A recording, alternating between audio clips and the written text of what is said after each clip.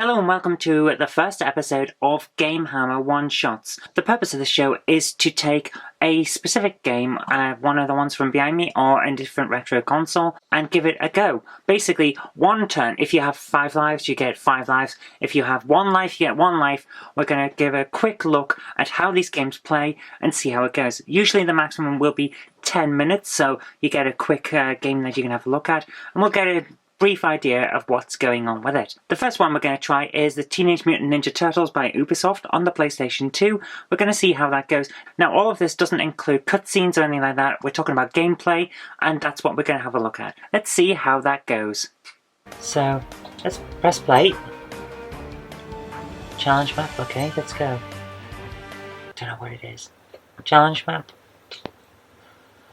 Okay, it's got a interesting bandana thing as their loading symbol.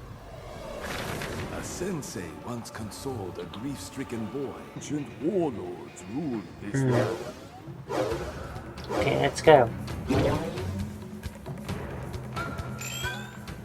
Jumping is a basic ninja move, but jumping further sometimes requires extra effort. Okay, so yeah, it's a platformer basically.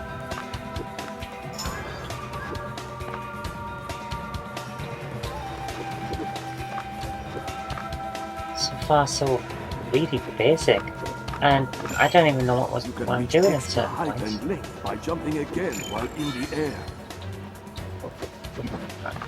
Coins are a currency that allows you to buy many interesting things, but to do so, you must first complete your mission and then replay it. I have to complete the mission and replay it to be able to buy extras. Interesting. So I won't need a. Yeah, the camera is not very good, is it? Not quite like New York. A few years ago, I found a hidden temple by exploring this same jungle. Inside, in a sacred chamber, I placed a medallion known to possess great mystical powers. This isn't exactly.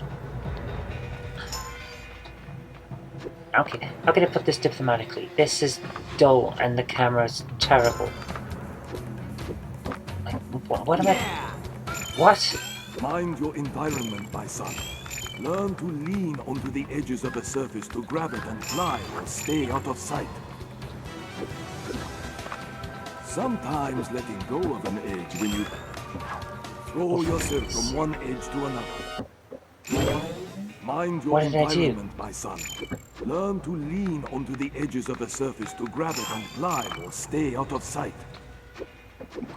I don't like games like this Sometimes 3D letting go of an edge when you think puzzle platformers throw that are yourself from one edge to another. using. Simply move towards the other edge, performing a jump at the same time, and grab onto it. Yeah, puzzle platformers that use fixed cameras. I don't like it. It's not good.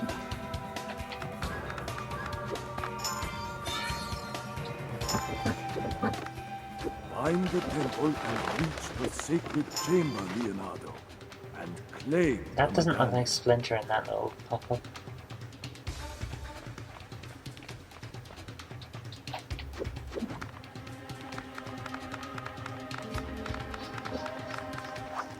I'm gonna have to go higher if I want to find the temple. Stand between 2 walls facing one another. Then jump on one wall and jump again in the other wall's direction. By repeating this action over and over, you will reach the top without having to use edges. This is actually pretty simple. So I take it this was designed for little kids.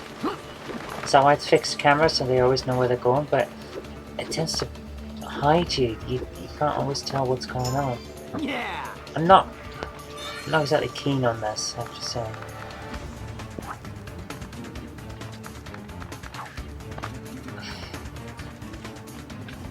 Up here? Is this where I go?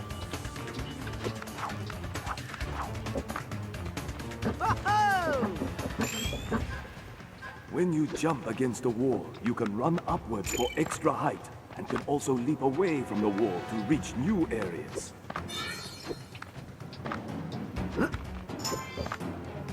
Yeah. Not fun. It's not fun.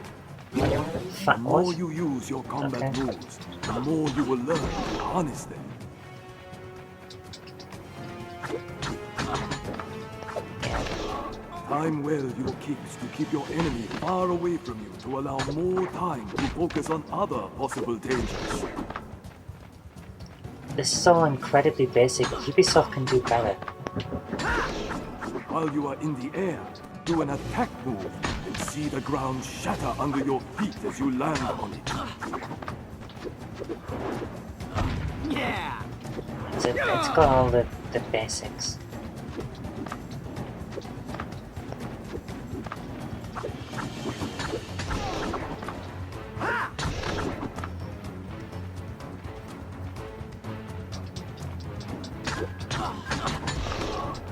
Yeah, this is just kid stuff. It's not good. Yeah. Not convinced.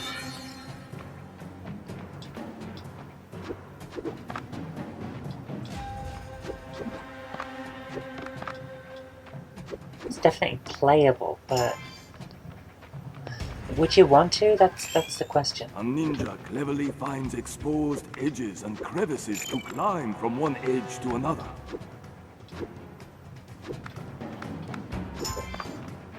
Yeah.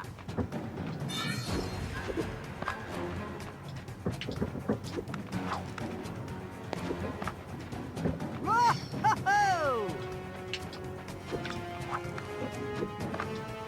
Yeah. It's all very much the same, isn't it? Very repetitive gameplay. Whoa! I'm not sure this was a good choice for the first of these games. These shows to do something that's remarkably dull. And yeah. Yeah. Do I go up here? Is this it?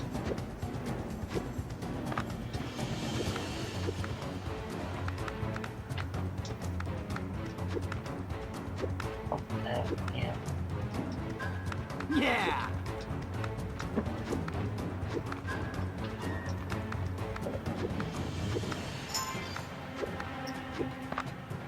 Yeah.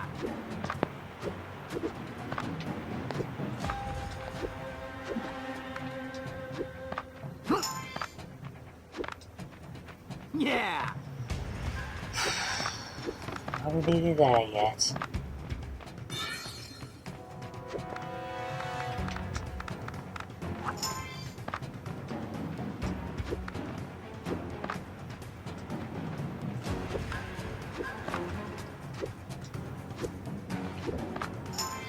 Yeah.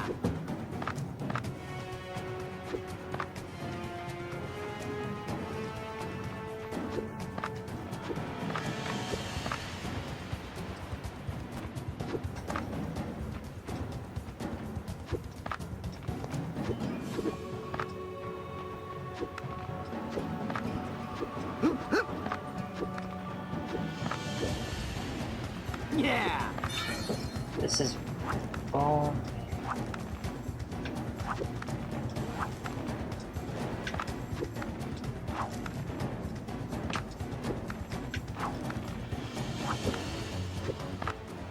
There she is. Oh, finally. Wow. Oh, Splinter that's wasn't sick. kidding. It's incredible. Splinter taught us every time we take out a bad guy, it charges our inner strength. And once 10 guys are eliminated, we can use that power to devastate them. But taking damage will break our karma and drain all our power. Interesting way they've just described the combos there in terms of inner strength and karma. I think, yeah, that's not how combat works, but from an eternal mechanic, yeah, sure. Yeah.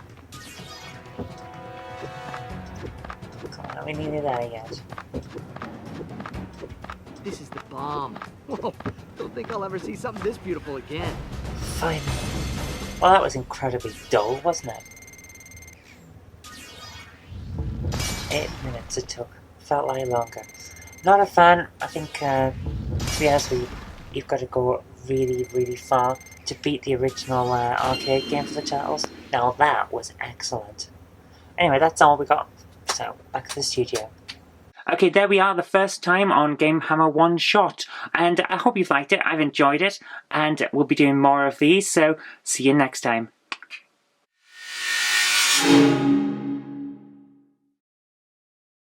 Okay, today we're going to have a look at Pro Evolution Soccer 2014, the final PlayStation 2 game for Europe, so let's give it a try.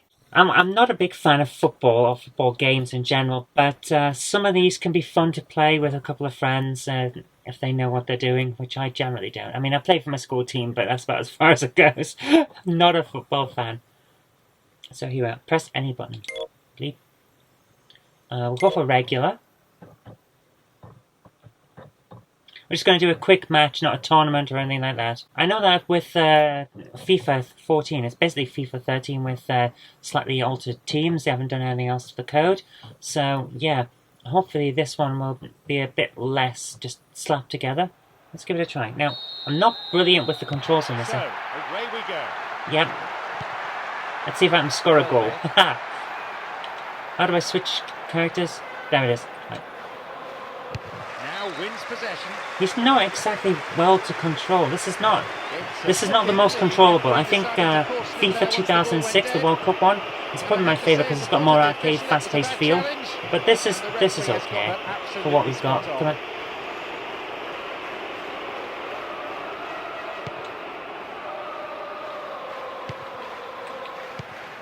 Right, now I've got the idea of how to switch characters. I'm doing better.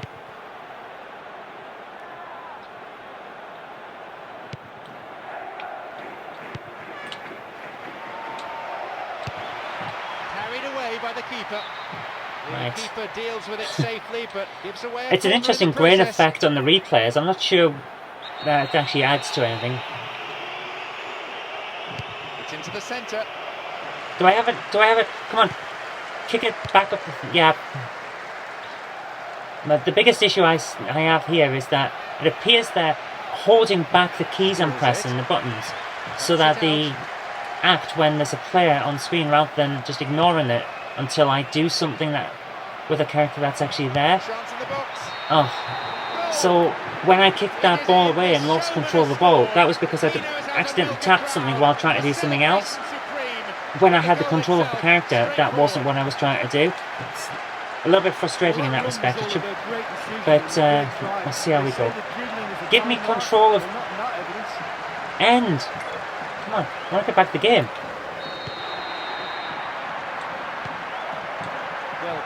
Oh, for goodness sake. This is not good.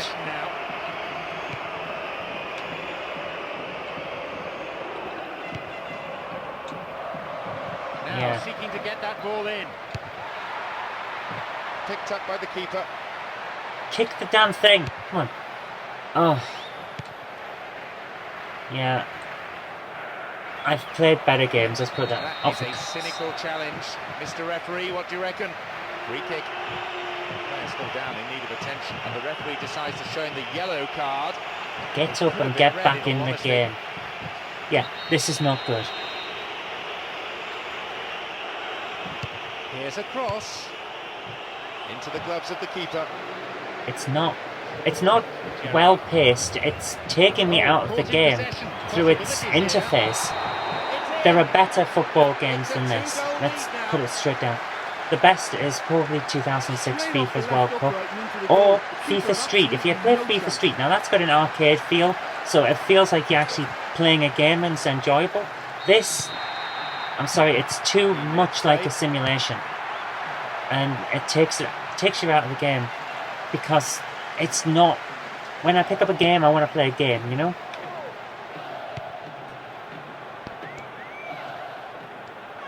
Give me a character I can actually have a chance of doing something with. Oh, come on! Yeah, this is bad. Sends it towards the centre. At half-time, we'll stop, because there's no point going on. I think we've seen everything we need to see. I think it's now obvious that I'm playing as well as the England team does in a World Cup game.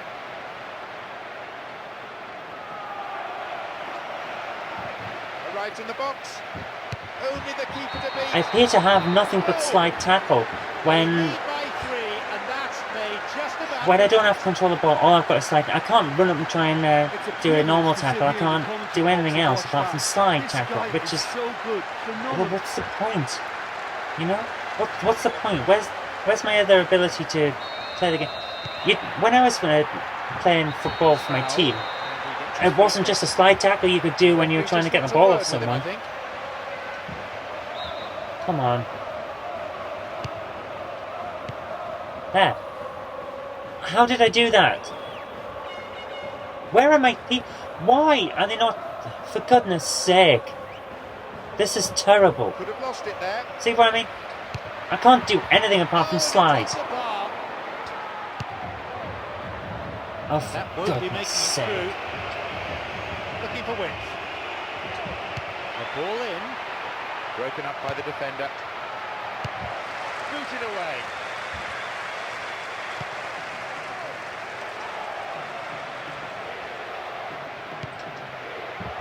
Into the box. Safely in his glove. There is no point to playing this further. Let's stop here. It's not good. It's a basic football game that's trying to simulate more than actually give you the experience of playing the football. There is no fun here. There are better games.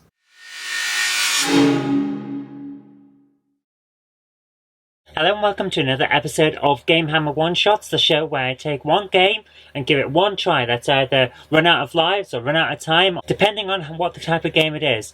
And then I give you a first impressions analysis of the game. Today we're doing a retro game, because that's what we do here on GameHammer. And it's Super Buster Move on the PlayStation 2. Let's take a look at it.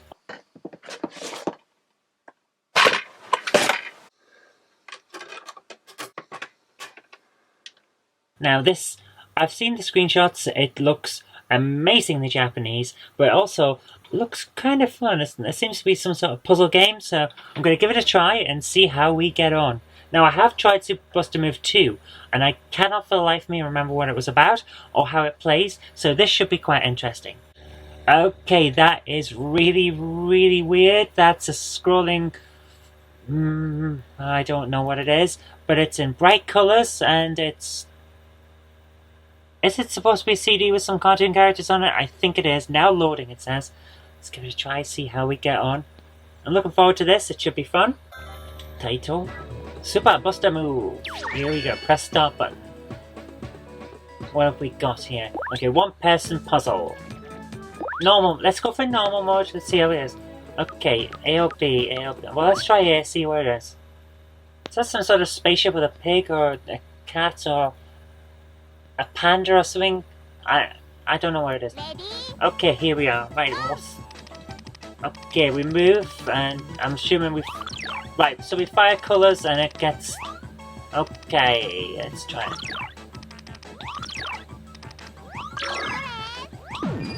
Oh, hey! Okay, that didn't take very long either. That didn't take very long at all. That was pretty cool. I like that. 14 seconds. Wow, the colours are intense. I like this. This is good. This is good fun. Okay, I'm very good at this aiming thing. I'm like, whoa. Okay. Can I get... Oh, no, I can't.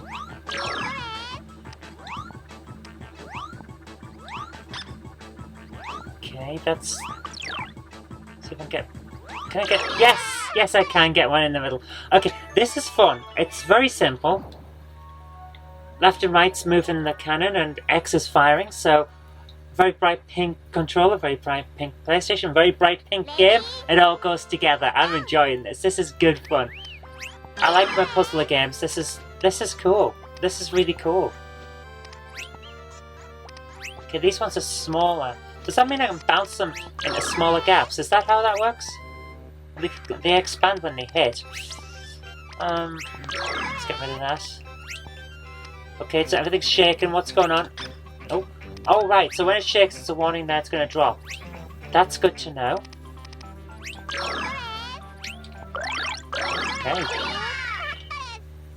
I don't know what happened there, but I won't complain about it. 31 seconds far. This is a really fun game. I'm enjoying this. Is this one we're going to end up with getting to the 10-minute time limit? That'll be interesting.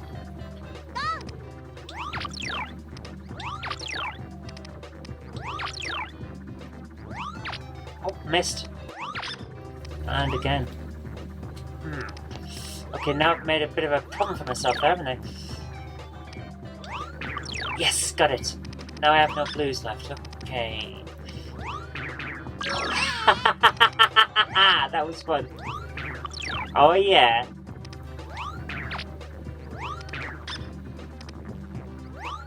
Oh, it's bouncing them round. Right, okay, that's not good for me. Yeah.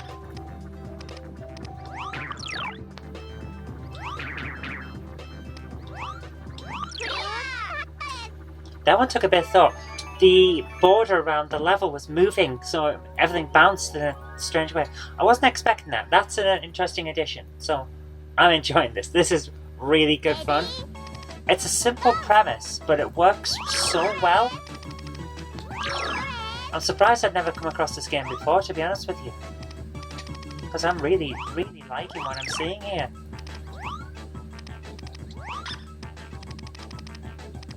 Okay, the music's sped up. Is that an indication that I'm running out of time? I don't know what's going on. Oh dear. Oops, I messed that up. Yeah, I really messed this up. Come on, bounce it, yep.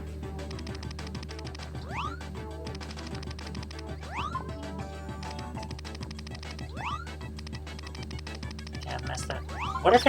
What if it hit this line down here? What happens then? Oh.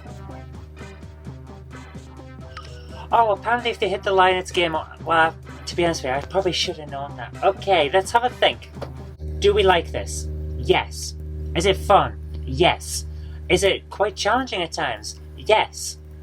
Overall, what do I think? This is a great game.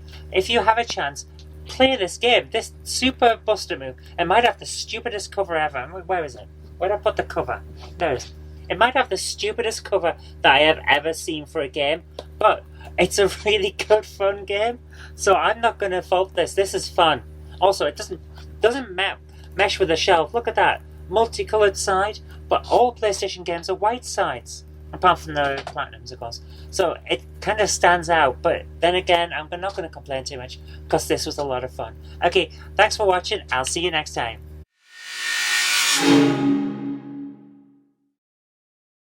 Hey guys, and welcome to another episode of GameHammer One Shots. Today we're going to be playing from Mega Games 2. We're going to be playing Golden Axe, because Golden Axe is a lot of fun. Now, the rules of GameHammer One Shot are simple. You get one shot at the game, so that's you get to game over, or you get to time up, or if there isn't a time up or a game over in this game, then we go to a limit of 10 minutes to give you a proper go at the game and see what your initial thoughts are. So that's what I'm going to be doing today with Golden Axe. Let's get straight to it.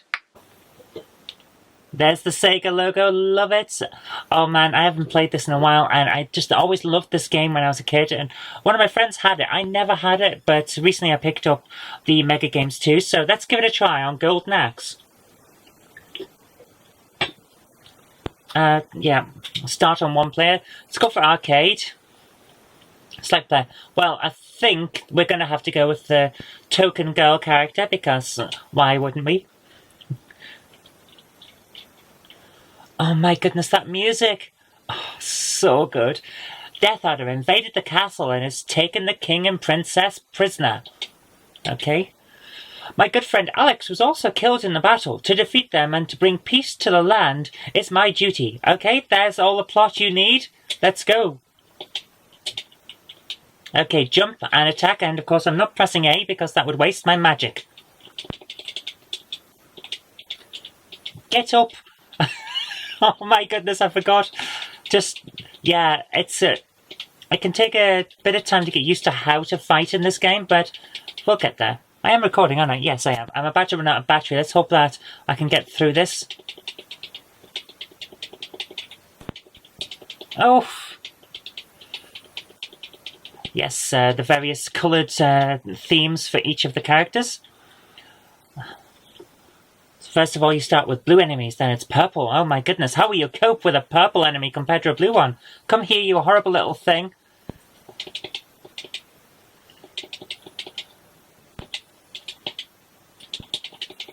There you are.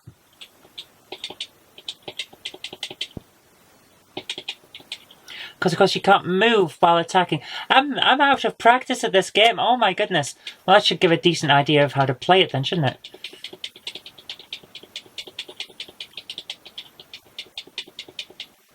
Get up. Yes. There we are. Smack it with a tail. Oh, for goodness. Did I just... Oh, my goodness. Oh, for goodness sake. I am very not good at this game. But it's so much fun. It's a great game. Yes, we are still recording. You may see me do that a few times because, it's low on battery for this camera. I can't even get up there, can I? Oh. And I can't get off the thing, so there we go, we're stuck. We've got to wait, and there we go. Wait until he's gone and then keep going.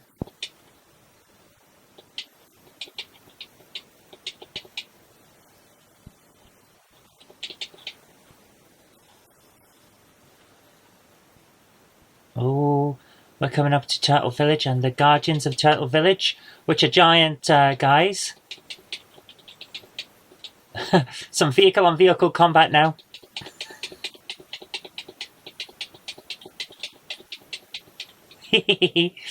Oh, this game is so much fun.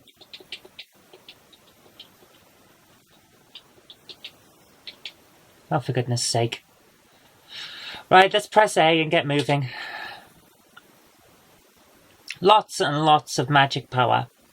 Which, of course, won't kill the big bad guys, but will help me with the others.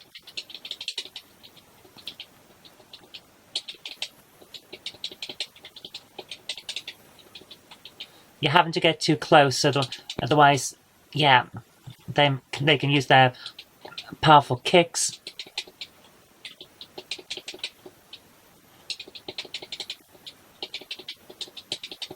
And they can't defend against your flying. That's weird digitized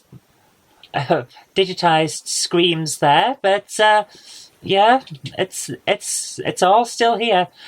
By the way, we're going to try on another day the PlayStation 2 version because they recreated this game for PS2, and that's a very interesting version.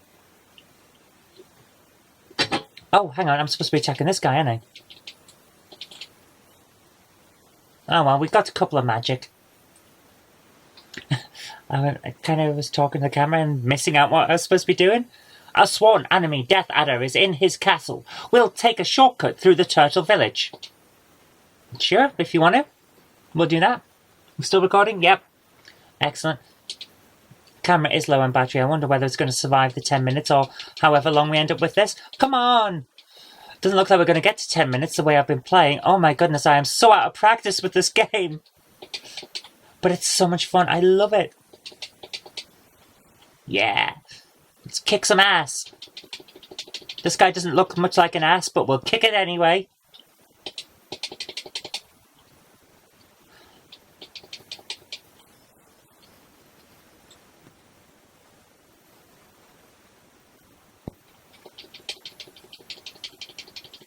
And again, palette swapped enemies, but it didn't matter. Back then, you just didn't care. It was just more enemies to attack. And it's a fun game. Get off me, yo. Come on. Come on. Beat the crap out of him. Come on.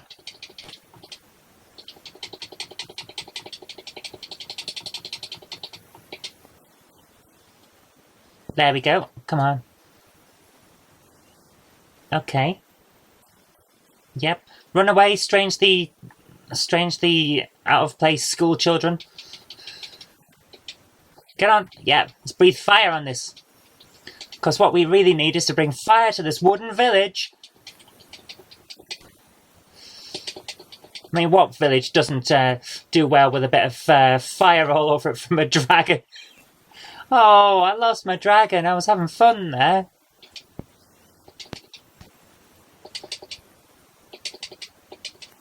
Come here.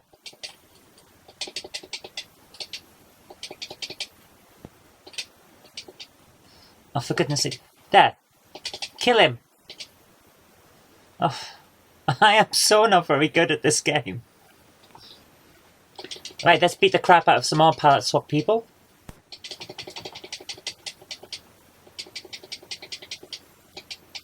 Who I've just realised are all darker skinned than I am. What's that about?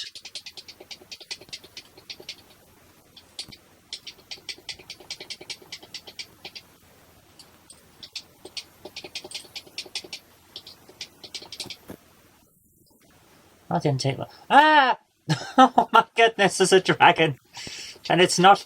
And a skeleton! And I'm on my last life. Come on. There we are. We can't continue. We've got to say no because it's one shot. There we go. Game over. Golden Axe is such a good game. Get a copy. Play it. You'll love it. It's a lot of arcade action. Proper traditional arcade action fun. Thoroughly recommend it. See you later. So there you have it, Golden Axe on the Mega Drive, part of Mega Games 2, but also a standalone game, and well worth playing regardless of which version you get. Also, check out the PlayStation 2 version, it's very interesting, and we'll look at that in a later episode of One Shots, because it's well worth taking a look at. Now, if you haven't had enough Golden Axe, check out DJ Slope's Game Room with his complete history of Golden Axe. I'll put a link to it here, and it's really, really good, so well worth taking a look at, and linking also in the description for anyone who's not able to click on that. Anyway, that's all I've got time for today, so thank you very much for watching, and I'll see you later.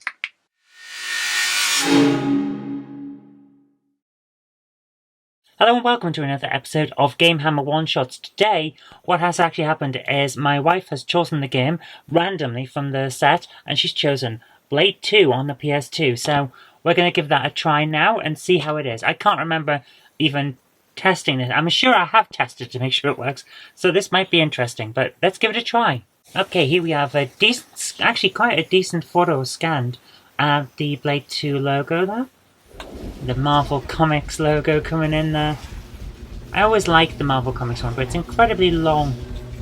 The new one's a bit... Actually, no, the new one's about the same length. Clips from the film. There's a world beyond the one we know. Where the And this is just the trailer. Okay, the intro to the game is the trailer for the film. That's a bit...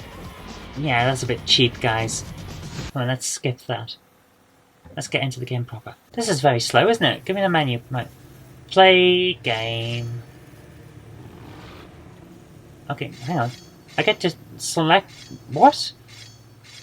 Okay, let's start with this first one. Seems like I can select campaign. Weird. Whistler's Base. Listen carefully to Whistler's instructions. Have I just selected the tutorial? This isn't going to be good, is it? We may end up skipping this if it does turn out to be a tutorial.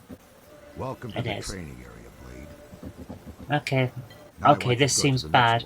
Right, the controls are fairly standard for the PS2. Actually, the controls are pretty standard for the PS1. Yeah, keep following the glyphs. This is dull. Okay, that's interesting. The right analog stick doesn't change the camera. It's for combat. How many times do I have to follow this glyph? Where's the next glyph?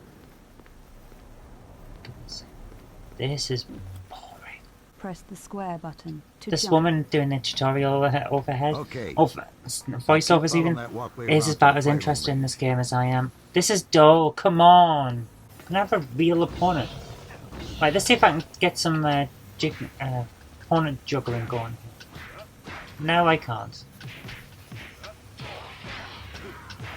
On games like Grab by the Ghoulies, where it actually takes into account the fact that you're going to get a sail from all sides, it's fun to do this with the directional stick instead of a button, because you get to juggle opponents around and have a proper bit of fun with the environment. This is just... just nothing. Why is he gone? What? Why did he turn to fire? I'm not using silver. This doesn't follow the plot of the film at all. Tutorial completed. Yay. Right, let's go into the actual game. This is an interesting thing. Is this the plot of what Blade was doing at the start of the film? Because it doesn't seem to follow the plot of the actual film. I don't get this game. It's like they haven't really learned that we don't care about points in gaming anymore. This is it. This is it.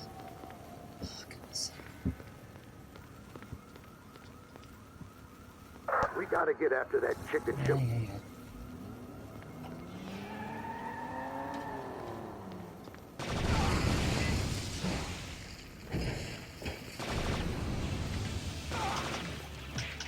Okay, I can't do physical combat if I've got the gun out, which just seems like a really stupid idea. Why can't I smack people in the face with a gun?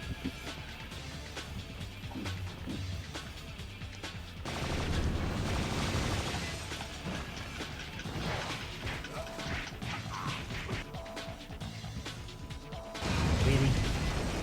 What did that?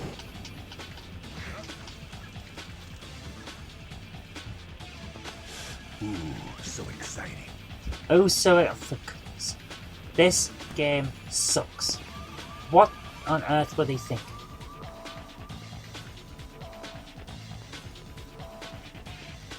Oh, there you are. It's not even in... It doesn't make sense, to be honest with you. What the...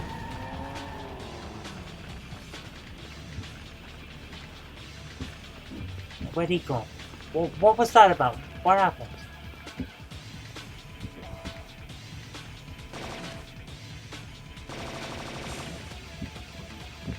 Oh, for goodness. There's nothing...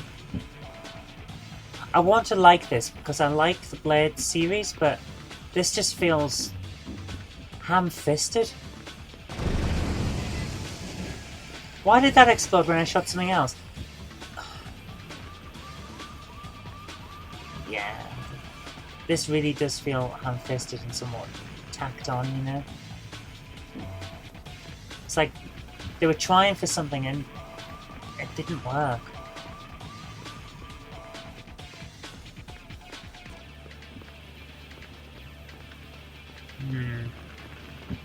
There's a lot here that could have been good. I mean, this could have, if it had been in the style of like Buffy the Vampire Slayer, both games, Chaos Bleeds and the original, then this would have been interesting because that had a lot of the vampire fighting down properly, or at least if it had embraced the idea of its four-way or multi-way fighting to do it properly, then that would have been fun. That would have been good, but it hasn't. It's just, it doesn't quite do it, you know?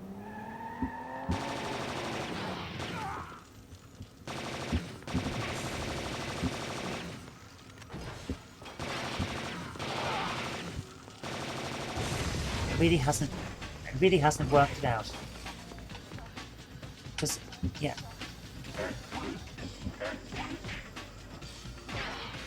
See, it's not working.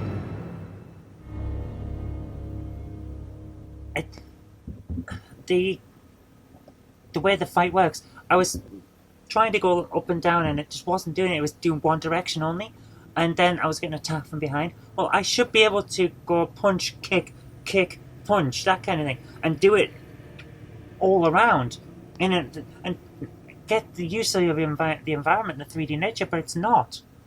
There's no flow to it. It's all just not quite right. So in the end, it's just not that fun a game, which is unfortunate because there is stuff here that could have been fun.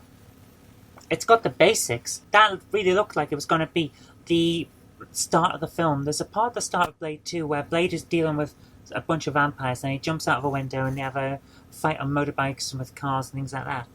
And that was interesting. That looked like it was going to be that right up to the plot where the point where the film starts. But what I actually got was a very tired, formulaic intro sequence and then some generic fights that weren't very good. So in the end, as a game, it didn't really work, which is unfortunate because it should have. But anyway, that's all I've got time for today, so thank you very much for watching.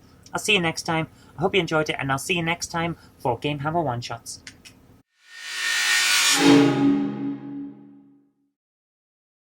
Hello and welcome back to another episode of GameHammer One Shot. This is the show where we take one go at a game, whether it's you get to game over or time over, or you reach 10 minutes of gameplay if the first two don't apply, so that we get a proper look at a game and give you a proper first impressions, having actually played it for a significant amount of time usually. So today we're going to take a look at the PlayStation 2 Lumines game, and I love Lumines, loved it on my mobile phone, and I think we're going to enjoy this one too. So let's take a look at it right now. Okay, here we are at the Lumines menu. I've gone for one player mode and we've got challenge mode or single skin mode.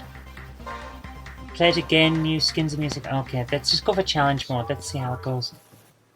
Challenge mode coming through the microphone there. That sounds like they've put it through quite a lot of filters. Okay, I don't know what I'm doing.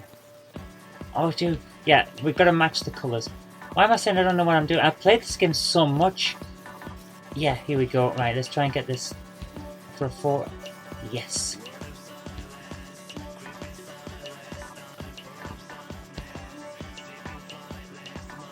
It's a game that requires a lot of time and patience to work out what to do, because it doesn't really do much in the way of helping you.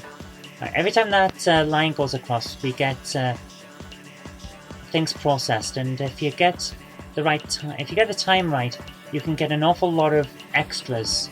There we are. Yeah. You can get a lot of combos just by timing things properly. It's a difficult game, but it's well worth it. Yeah, it highlights the thing, and then when the brush comes across, it brushes them out the way. It's a bit like, it's like Columns and Tetris, but not. It's Sony's answer to Columns and Tetris, essentially. There we go, we got a combo going now. There we are. Once you get the timing right, it kind of makes sense what you're doing. It's all about getting the colours in the right place at the right time. Right, we've got a block of 4, so we can do anything we want with this block of 4. And it won't matter. Oh, yeah. There we go. And, yeah, we want to put them down like that.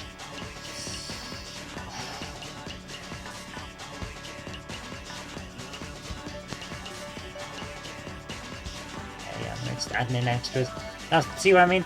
We're adding in extras to this thing to get more power-ups. Not more power, more score. I'm dying off with the cold at the moment. Yes! This is it's such a fun game. It's a simple puzzler.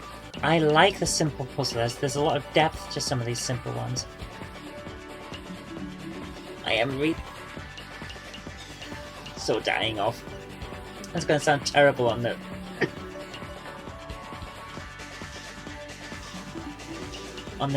the video. I apologise.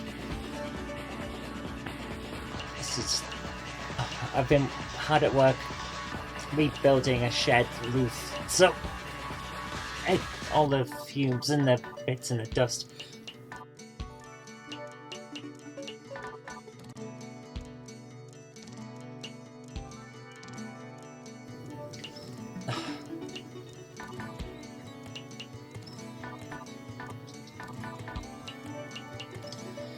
Oh. Okay, what's this? There's a gem with a dot in it. I don't know what that's about. I can't remember. Is that the power one that makes things explode? I can't remember, and I have a horrible feeling we're not going to get a chance to find out. Yeah, I think it is. I think it's the one where if you can get it through the filter on the line, then it'll wipe out all of that colour or something like that. I can't remember.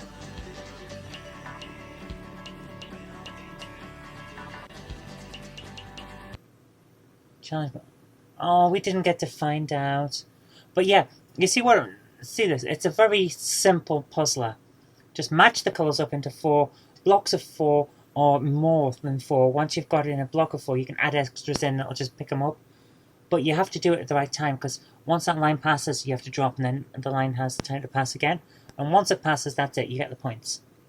It's very simple, but it's amazing how catchy and grabbing this game is. It's a lot of fun. I recommend you pick up a copy, especially since it's actually quite cheap on PS2 at the moment. It's less than it's less than £2. I know that. I think it's about £1, maybe £1.50. So grab a copy while it's cheap, because this is a one that people are going to want once they start collecting PS2. Anyway, that's all I've got for now. Back to the studio. Okay, there you are. It's a very good game, I think you'll agree. Is it better than the PlayStation Portable version? I don't know. I enjoy it. I loved it on the mobile phone. I love it on here. And I think if you give it a try, you'll find it very, very good too. So anyway, thanks for watching, and I'll see you next time.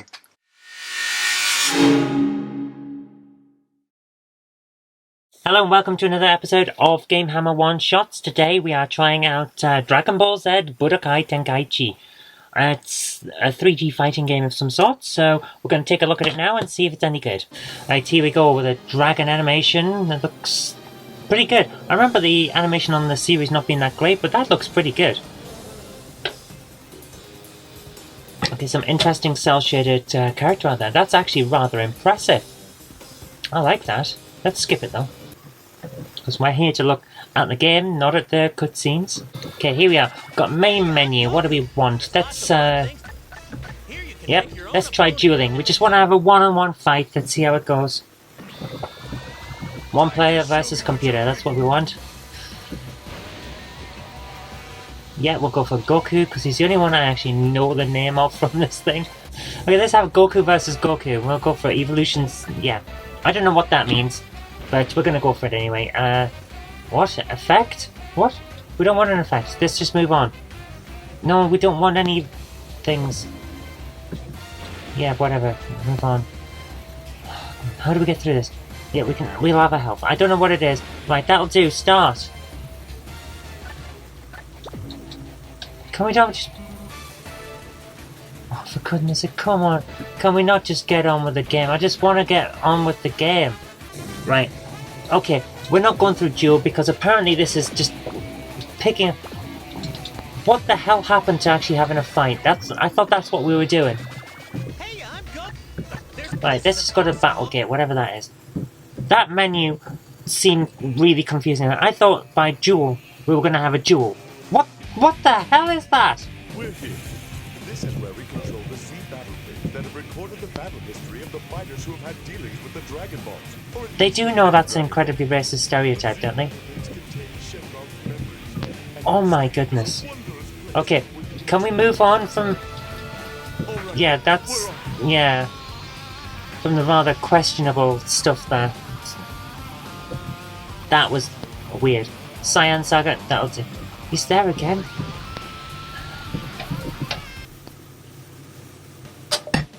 You see, it's stuff like that that made them change the colour of that Pokemon, the one that looked like it was blackface.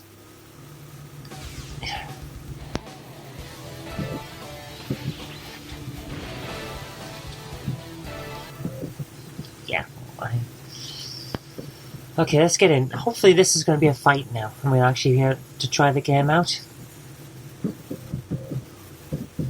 Oh, here we are. Right. Okay. The graphical quality is actually rather good. They look good. It looks like fantastically cel-shaded animation. That's really cool. Okay, what are we doing? Oh, it's a cutscene, right. Is this the fight? Oh, here we are. Okay, let's get moving. Whoa! Whoa! Whoa! Whoa! Whoa! Whoa! I'm getting my ass kicked! Oh, there we are. Get some... Yay! I don't know what I'm doing. I'm spamming controls.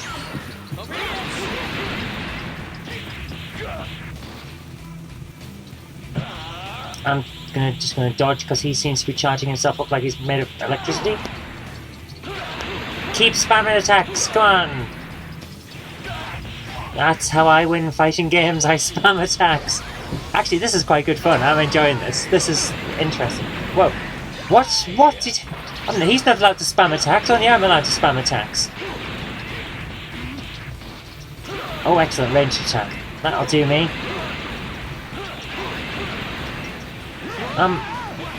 Is my power going down instead of theirs? Whoa, whoa, whoa, whoa. I don't know what I did there, but I seem to have teleported into the same place I was in at the time. Okay, never mind. Yeah, I'm hardly having any effect on him, but he's kicking my ass. This is... Is that it? Oh, hang on. Was I supposed to just hold him off? Is that what's going on now? I wasn't really paying attention. Apparently I was. Z item received. I have no idea what that is.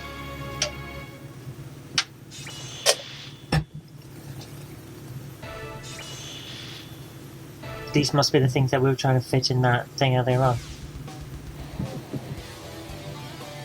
Okay, some battles have opened. Let's try it again. Let's see how it goes. Yeah, we'll go for the battle, mate. Whatever. Earth Wasteland. It looked pretty good for a wasteland, mate. It looked like a national park. I'm gonna try one more. Even though, technically, according to the rules of GameHammer One Shot, we should have stopped when I said time up. We're gonna have one more go, because that seemed a little bit quick. Okay, this guy's bright green and he's fighting the same guy again with the massive shoulders. Okay. You again? What's the matter? You want I me to don't kill you? care. We don't need the plot, we just need to beat the crap out of you. Let's see if I can spam attacks again. Oh, he seems really angry. Whoa! Is there anything I can do to stop him doing... No? Okay. Oh, was I supposed to press a... Right, okay. And I will spam attacks again.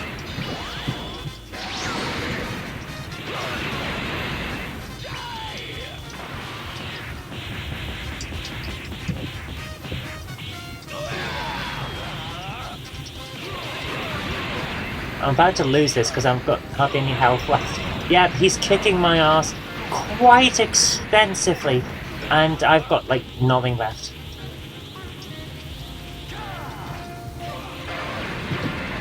Yeah. I'm not very good at these games. I'm alright with Street Fighter, but wow. This is a good game. This is actually really good fun. So I recommend you try out, what was it? Budokai Tenkaichi. It's good.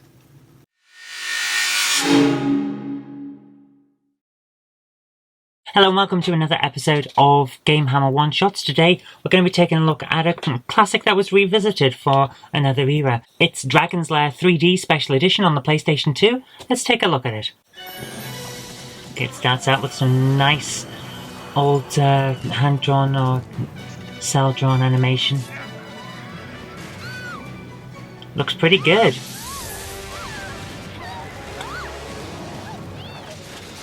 The dragon is capturing the woman, so naturally our wonderful hero Dirk is going to her rescue. And failing. As often happens in these games. Dragon's Lair was a really, really hard game to play. Yep, he's failing just as much as I would.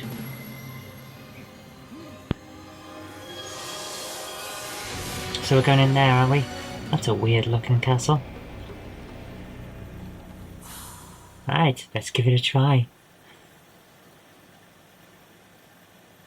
Dragon's Lair LLC presents a Dragon's Den software interactive game. What game isn't interactive? In association with Don Bluth, Rick Dyer, and Gary Goldman. I only know Don Bluth, from the rest of them I don't know them. Come on. Let's see it. Come on, I need to play the game.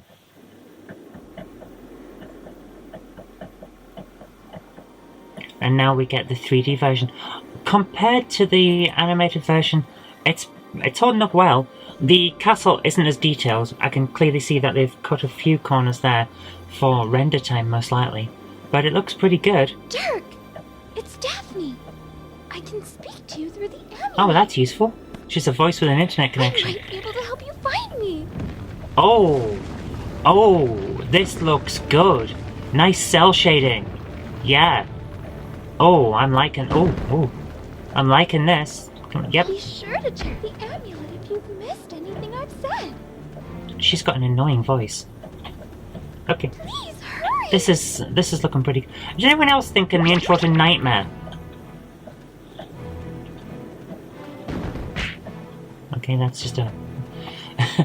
I'm just thinking the intro to Nightmare, you know, where the knight is riding his horse up a very, very thin road around a castle. Yeah, this is well done. The animation is good. I like this.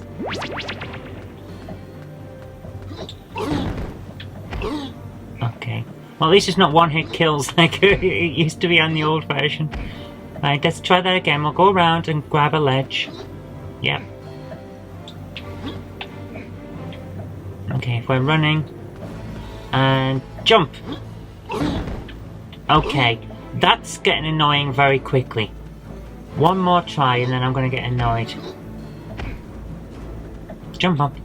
Grab onto the ledge. At least it's not context sensitive like the edge of the only one side of it's been marked as jumpable or unclatchable. Right, there we are. Right, so...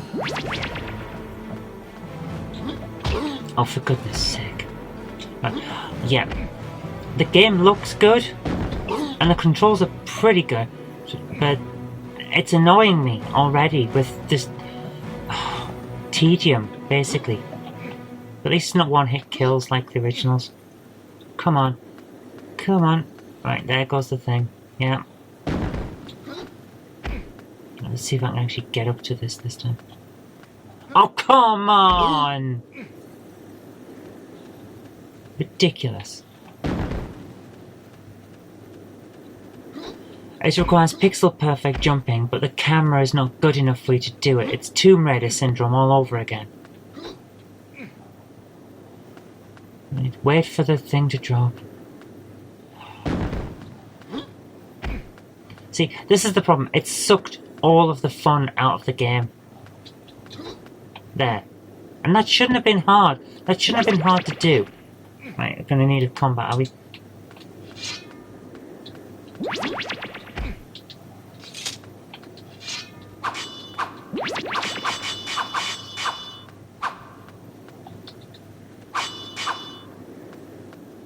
Oh, maybe not. What if I go up here?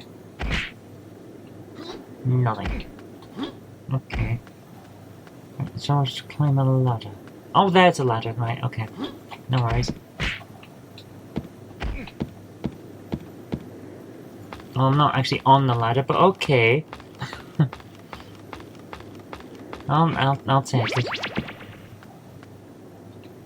Oh, I can go into first-person perspective by holding the down button and just looking around. Okay, that's fun.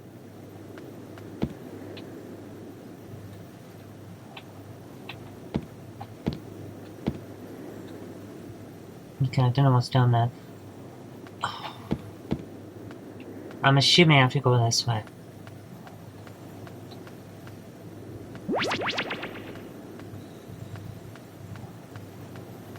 Okay, it's just giving me stuff that I'll need to know later now. Bag. Don't know about the start menu. Shall we go in here? Oh, oh. Oh. That's a long drop down. Okay, let's try it. Whoa. Oh, the vibration is really strong, so this has actually got quite a bit of feedback to it. It feels good to be able to get proper feedback on a game, because it's like, ooh. Right, we're going over there. Oof. Oh, cutscene, okay. I just go. Well, looks like you're here for a while.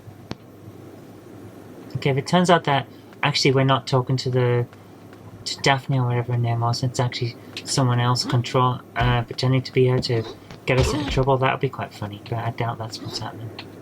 Alright, we're not going to play, are we? No, we're not going to play. Now let's have a look around. This does feel like Nightmare Castle.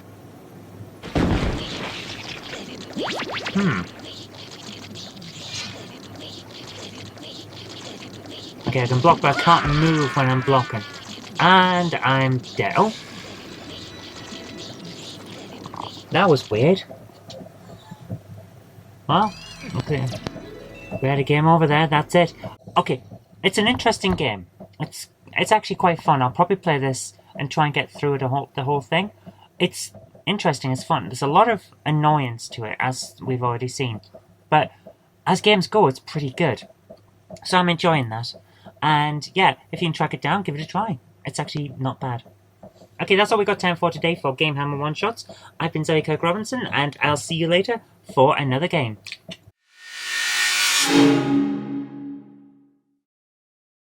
Hello and welcome to another episode of GameHammer One Shots. Today we're taking a look at a game that I will, full disclosure, already have tried this. It's a fun, old-style, vertical scrolling shoot-'em-up called Search and Destroy. I'm getting confused with another game that is very similar titled. Search and Destroy from Phoenix. Now, I wasn't thinking that this would be worth much when I picked it up, because I thought it was just another filler game, but actually, when I tried it, it was a lot of fun, so we're going to take a look at it today. Now, this is proper old school style stuff. When my other half, Jenny, had a look at it, she thought, oh, that looks like it could have been run on an Amiga. And yeah, it's got an Amiga style to it. It feels like an old school game, so it's a lot of fun. We're going to show you it now once it loads. It does take a little bit of loading, but I think it'll be worth it. Actually, while it's loading, we'll take a look at the plot. The plot is fairly simple. 2050 AD, two groups are fighting for an artifact. Your group is teleported into the enemy camp to capture the artifact. The mission is completed, but you are the only survivor. Your goal is to get out of there alive. And that's what's on screen as well now. Great. Let's go to it. We're the only ones here. Level 1. Oh, got old style levels and everything. Look at this. Nice movement. We can go left and right as well as forward and back. Proper old styles and old school gameplay here. Oh, I'm loving this. 5 lives. A lot of good stuff to play it. Oh yeah. Look at this. It's how can you not like this stuff? If you were in the arcades in the 80s and some of the 90s, this is what you were playing. This style of game, and it was a lot of fun. Oops. Oh, I lost my nice little power-up because I flew into something. Too busy talking, not enough time actually looking at what's going on screen. Got a shield now that can protect us for 1 hit. Yeah. This is the type of game I grew up with, and I love it. Oh, lost the shield. Gonna have to be careful now. Each of these bad guys takes at least 3 shots to kill from what I can see. But we can just hold down the X button. That's perfectly fine, we can do that. Oh, grab that. Yeah, now we got some power-ups. They're not very good power-ups, they don't do much to help you, but they're power-ups and we'll take the power-ups.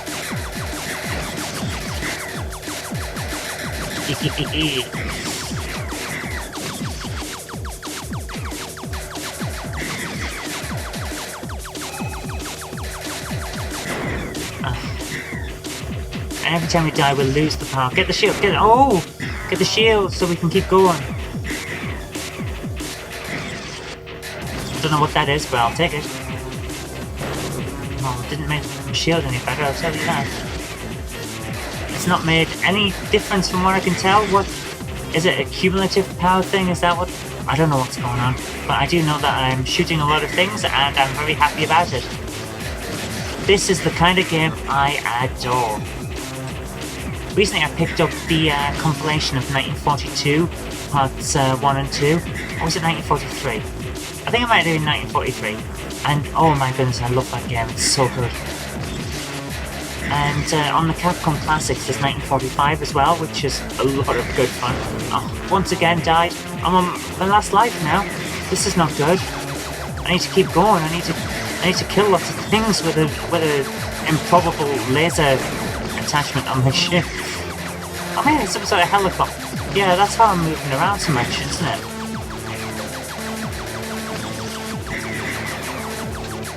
I could play these type of games for hours. I just love them so much.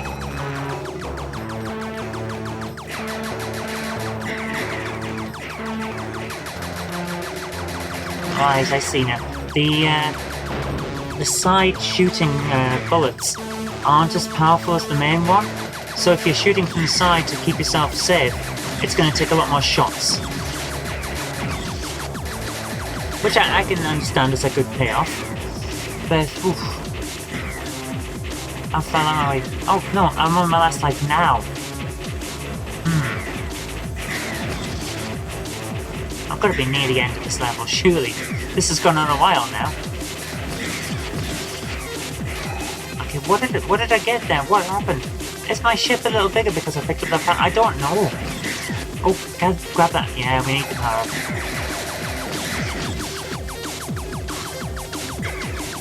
Retro fun. I love it. The game is such a simple idea, but it's so good with it. I love it. It's great.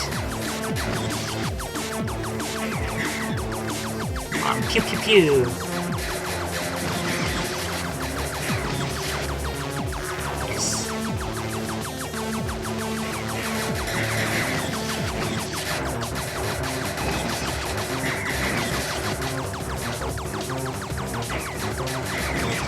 Keep losing the shield. I don't want to lose the shield. I need that to stop me dying. Oh, last life, man. How many more? Do I not get to fight the big boss yet? Come on.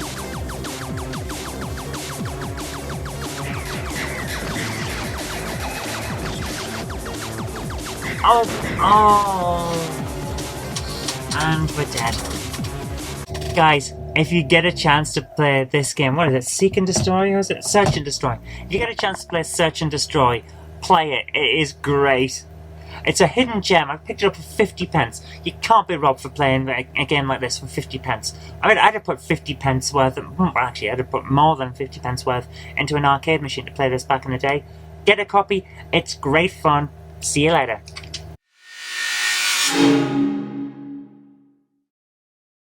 Hi, welcome to another episode of GameHammer. This is GameHammer One Shot, where we take one go at a game and then give you our opinion. Whether it's one set of lives, or one run round a track, or just run out the timer, or whatever it is on the game, you get one go and then you give your assessment. Today we're using an Amstrad CPC game called Slap Fight. It may be available on other systems, but we're doing the Amstrad CPC version because it's the one I enjoyed when I was a kid. We're going to see whether it holds up today. So, joysticks at the ready, let's get going. Run, slap. That starts it off as a means to go on, doesn't it? Let's go for it. It's very colourful and it looks pretty good. I picked up a star there, which is a power-up. Now, it's not the standard style of power-ups here. We basically pick up stars until we get the type of power-up that you want, and then you pick it. And I can't remember how you pick it. I think you just use a second joystick button, but I'm not entirely sure. I always loved this game as a kid because it's colourful, it's reasonably fast-paced, and it's really nice. So, let's pick that. I'm not entirely sure how you do it. Do I have to press a button on the keyboard? Is that how this goes? It would be nice if I could work out how to do the power-ups. Because it's not letting me just pick them, that's for certain. No, can't pick a power. I don't know how... Oh, I pressed the space bar, okay. So I've just chosen the speed power up there, which means I should be moving. Yes, I am moving significantly faster. That's good. Now I want the side things as well. Yep. And there we are, we've got the side shots now, and we lose them when we lose a life. That was a bit annoying. Jump forward as well when you lose a life, which is interesting, because it means that you end up missing the thing that killed you, which is good, because then you don't end up with an infinite loop of death, which is always an annoyance in games. So let's try and get the side shots again, because they're very useful. Just need one more star for side, so let's go past it. And yeah, a firm press of the space bar gets you the shots. Now, why is it called Slap Fight? I have no idea. Just one of those little mysteries, isn't it? Was this an arcade game? I don't remember it being an arcade game.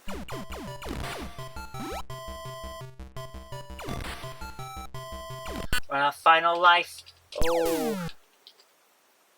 We're not going to get very far. I mean, look at the scrolling. It's obvious that it's line-by-line scrolling, and it is a little jerky if you... Especially if you watch the bottom of the screen, you'll see the jerks. But I think it's actually pretty good. The CPC was reasonably good at a vertical scroll, as opposed to horizontal ones where it just wasn't quite up to it in a lot of ways. But hey, oh, in fact, we're coming to the first boss now. And if I just hold down the fire button, it will just fire. So there we are, first boss gone. Or was that a mid-level boss? I think it's a mid-level boss. The C64 and the Spectrum were much better at moving sideways on a scroll, but the CPC could hold its own on vertical, so it was really good with the vertical shooters.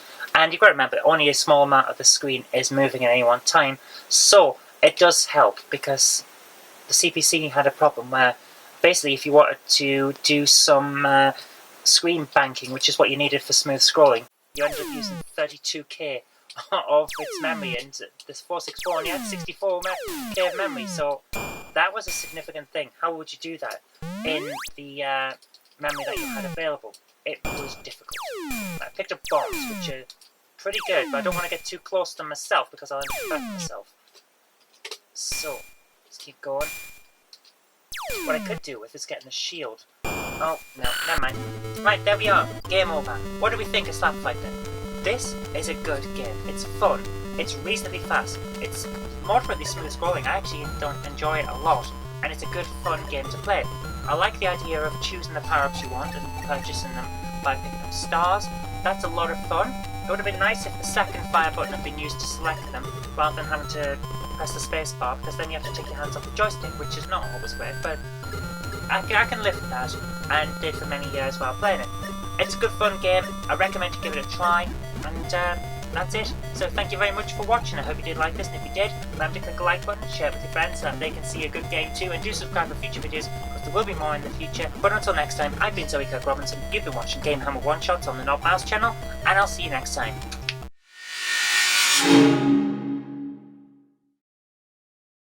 Hello and welcome to another episode of GameHammer One Shots. The rules here are simple. It's the show where you get one set of lives, one set of time limit, or if the game doesn't have any of those, up to 10 minutes on the game, and then we give our assessment afterward. So this episode we're going to be talking about Quake 3 Revolution on the PlayStation 2. Is it any good? Is it worth tracking down? Let's take a look and we get one shot at the game. Do I have the instructions for this? No, it's one of those where I don't have the instruction booklet. But never mind. I'm sure I'll manage to work out the rules to Quake 3, considering I used to play it a huge amount, even in online death matches, because it was fun on the PC way back when it was still modems that you had to use to dial in to play it. We're playing on the pink station because it's amazing. What we can say from this is that it takes a long time to load in. The PC is much quicker. If you want to play quick, I think the PC has definitely got advantages so far. Fight.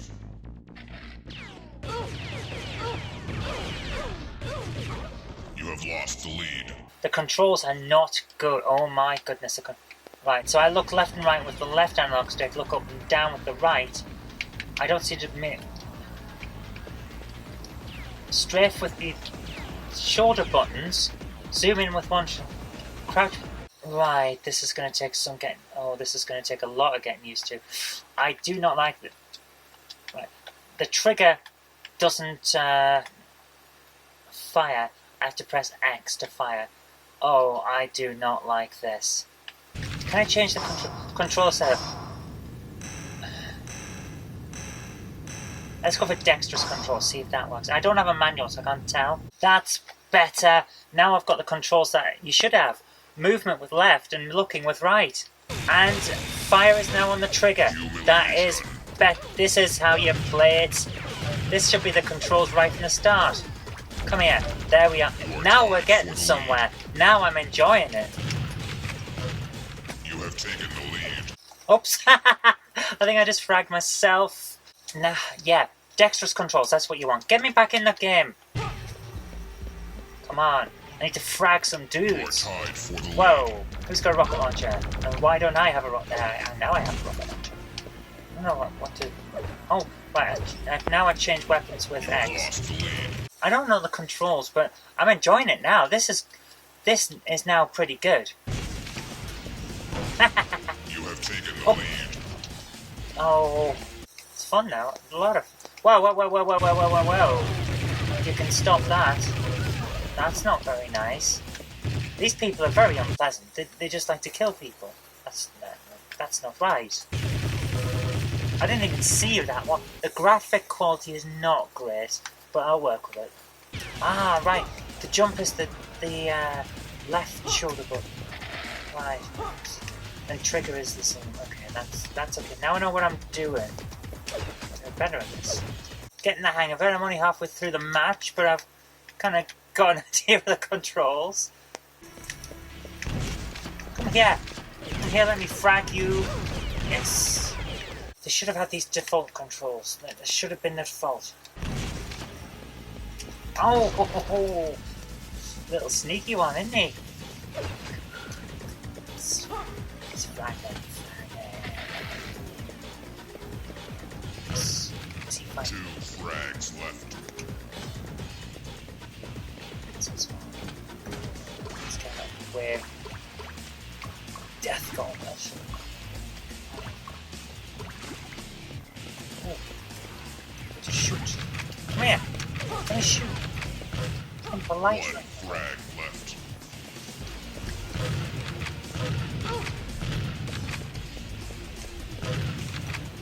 Is that it? Whoa, that went over quick. I like this game. I really like this game. That is a lot of fun. It's quick, it's fast-paced, it's pretty much the PC game, only on PlayStation. The graphical quality, not as good, but then again, that's not really what you need. What you need is the fast-paced action. It's there. As long as you reconfigure the controls to something that's actually good, where this is for movement and this is for aiming, then you get a good choice. Then you get a good option. It's a good game. It's fun. I like it. I recommend it. Look out for Quake 3 Revolution on PlayStation 2. Right, see you next time for more GameHammer One Shots. I've been Zoe Kirk-Robinson. You're on the Not Mouse channel. I'll see you later.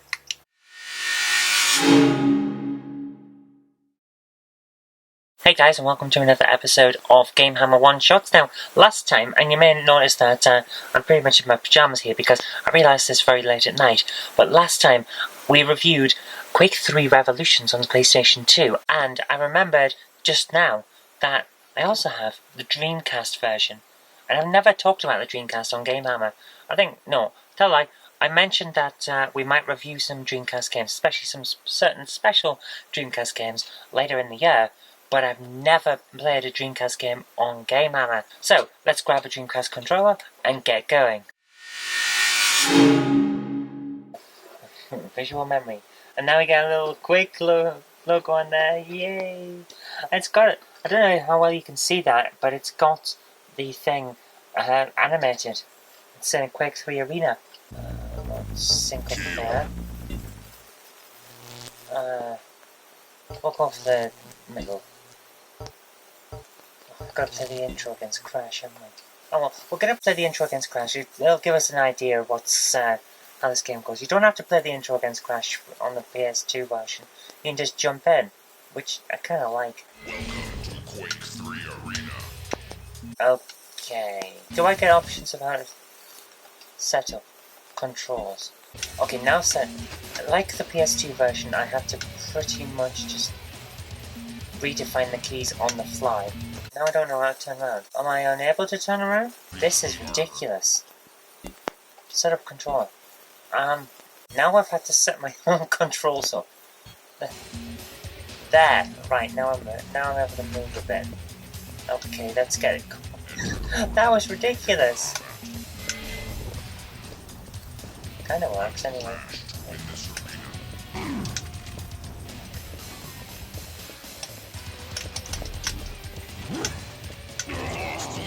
There's gotta be better than this. Oh, come on. Let me scroll right down quickly. This is not good. This is really, really not good. I think I'll spend too long trying to work out these controls. Where's my fire button? Where's my fire button? Yes, right, I've got it. I noticed that, yeah. In the PC version, the teleports, you can actually see through them to see what's on the other side. You can't on this version. These controls are awful, and to be honest with you, there's no excuse for it.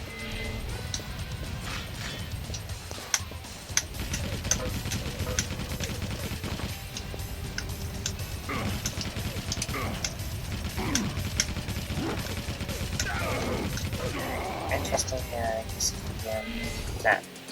What was that? I spent the whole time fighting with the controls. How this got such a high rating compared to the PS2 version, which is just smooth once you've set it up to the right control setting, I don't know. I couldn't find the right control setting for this one, and it's not good.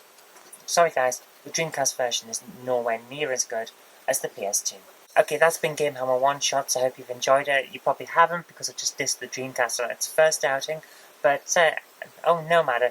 I'm sure we'll find some good ones later. There are good games on the Dreamcast. Unfortunately, this isn't one of them. Okay, see you next time. Bye.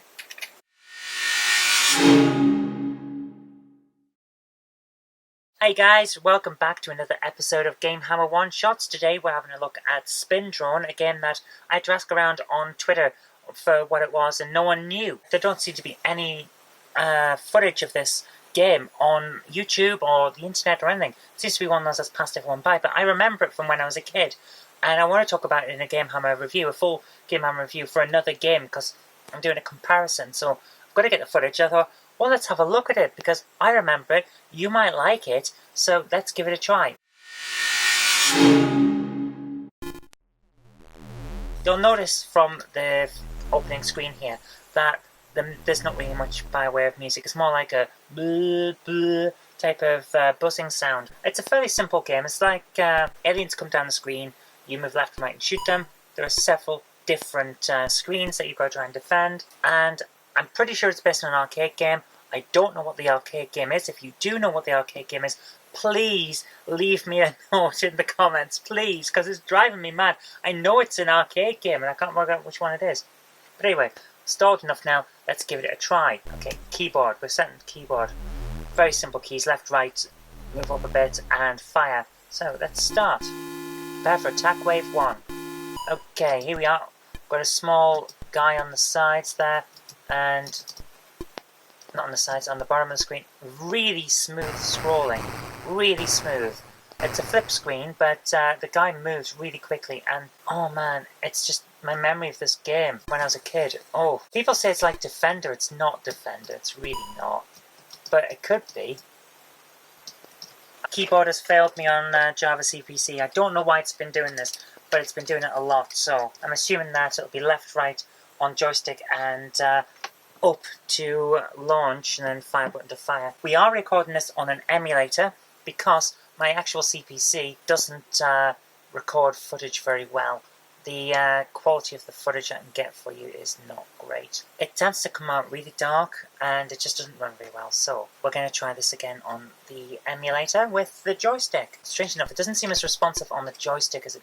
Yeah, up launches us, as it did on the keyboard, but I don't know what those things are that I'm picking up, but I'll take them anyway. Oh my goodness. Right. If they drop a barrel, you will die if it hits you. You're supposed to be defending plutonium from aliens who are nicking it, basically. And if they nick it, a mushroom grows in its place. There's nothing you can do about it if they take the barrel. If they take the barrel, that's it, you're gone. It's really, really hard because there's 3 screens.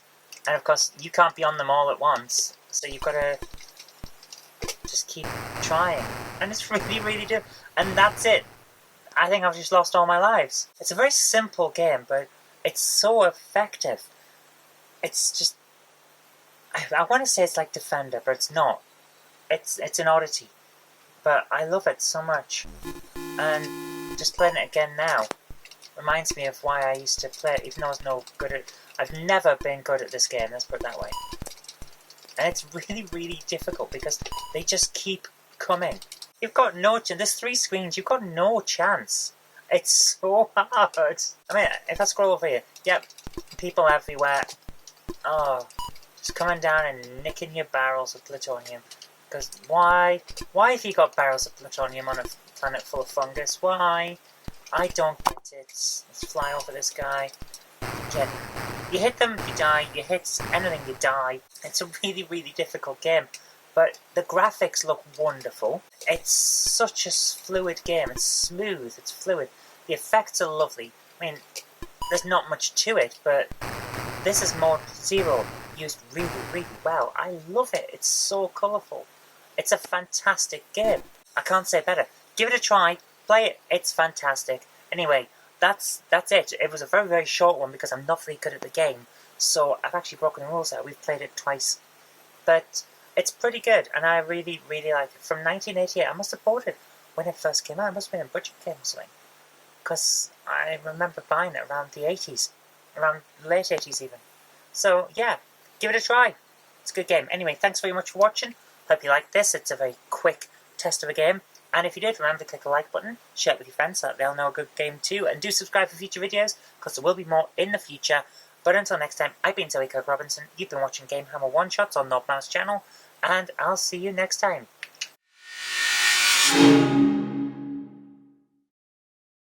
Hey guys, welcome to another episode of GameHammer One Shots. The idea with this one is that you get one shot at a game. It'll be either one set of lives, one run round the track, one 10-minute time if there's no other ways of limiting a game. So we get an idea, having played one try, whether a game is good enough to play or not. So today we're doing Pinball Dreams from the Batman group, and we're doing it on the Amstrad CPC. Now you might remember Pinball Dreams as something that came out on the Atari ST and Amiga and also on the PC, but it never came out in an 8-bit system until now. Now Batman group are great. You might remember them from the Batman demo of the Amstrad CPC. It's fantastic.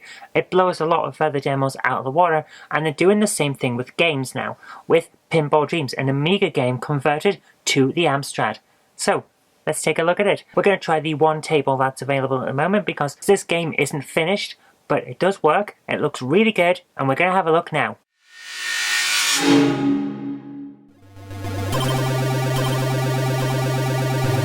It's amazing to see this working on the Amstrad. I loved the Amstrad as a kid.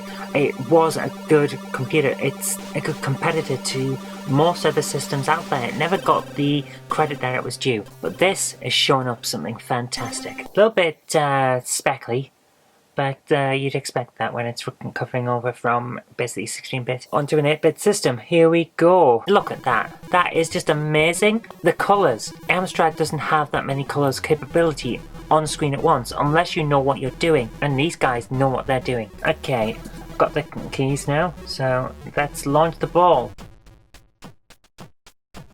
Look how smooth this is. It's amazing. This is by far the best pinball game on the Amstrad. Quite possibly the best pinball game on an 8-bit system. It's amazing. This is 16-bit quality on an 8-bit. And it's just so good. The ball physics are right. It really feels like the ball is coming right down the screen. It's just so good. I could play this for hours happily. Oh, I just lost the ball. Oh, that's not good. Well, we're going to have 3 balls because that's a normal game. Everything's here. This feels like a proper pinball table. And it's so colourful, it's amazing. But yeah, I could definitely play this for hours. The same way I used to play Partyland on Pinball Fantasies. And the colours are well thought out as well. They are bright, but they're not garish. And I've just lost 3 balls, so there we are. The colours are bright, not too garish. The sound is great. The balls move properly. It feels like they're coming down the screen, which is great. Something that happened a lot on the Intellivision and the Atari 2600. The ball physics wasn't quite right. The ball could just bounce around here, there and everywhere. It didn't feel like there was gravity and a bit of friction. So this is fantastic. I recommend you go and grab a copy now. That it's a free demo. You can download it and I'll put a link in the description bar. And it's well worth it. What can I say? It's a really good pinball game. Anyway, that's really all we've got time for this week, so thank you very much. This has been GameHammer One Shots, where we take one look at a game, and I think you really should try it. It's the Pinball Dreams demo, and it is fantastic. Anyway, thanks for watching. Hope you liked this. If you did, remember to click the like button, share it with your friends so that they'll know a good game when they see it, and do subscribe for future videos because there will be more in the future. But until next time, I've been Zoe Kirk-Robinson. You've been watching GameHammer One Shots on the Knob Mouse channel, and I'll see you later.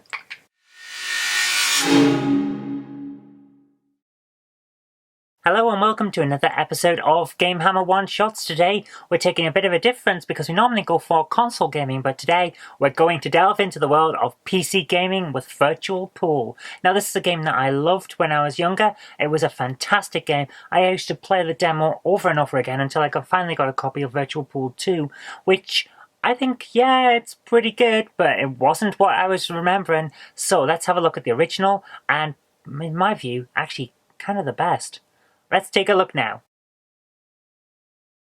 Here we are. Okay, we're not going to go with any of the options. We've got game setup and all sorts. Let's get straight into it. We have 4 balls for the demo, which is all we're going to need because we want one shot at this to show you what it's like and get an idea of the game. So, as I said, we control it with the mouse, which lets us look around this rather snazzily done 3D room, which is pretty good for 96, I think it was. You press E, you set the English on the ball, move it around, and S to stroke, which means we pull back and then push forward on the mouse. The speed to do that is the power of the ball. I think I've just potted the wrong ball. I've just got a foul ball, haven't I? Oh, no, it counts as a pot. It's okay. Let's do this. Let's try and get that in the pocket. They are reasonably easy. And I believe if we press T, we'll get tracking. Yeah, and that'll show you where the balls go. But we don't want that. We want to play properly on our own without aids. So there we go. Where's... Oh, for goodness sake, I've just missed entirely. Maybe I do need tracking. It's a fun game. It's really, really good fun. I recommend you track down a copy. It's great. Oh, potted the white. And also potted the blue. Excellent. Right, let's try and get this one in for a trick shot. I can't believe I just did that. I'm trying to hit the striped ball just for the last ball. I completely missed.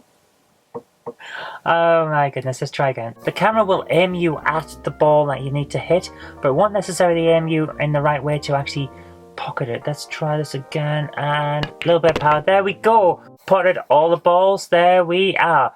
Game goes to player 2 because that's the one that went down, but I was playing both myself. So there you are. It's a very short one shot this time because virtual pool, it's pool. And it's such a good implementation of pool. You get a few balls on the demo, but if you can get yourself a copy of the full game, it's just fantastic. So there you are. It's amazing. It works so well. On a modern system, it's so fluid. Even back in the day, it was fluid. It was great. I recommend it. I cannot recommend it highly enough. Get yourself a copy of Virtual Pool. It's well worth trying. Okay, and also, listen to that music. That is fantastic too. I really enjoy this game. The whole feel of it is just so good.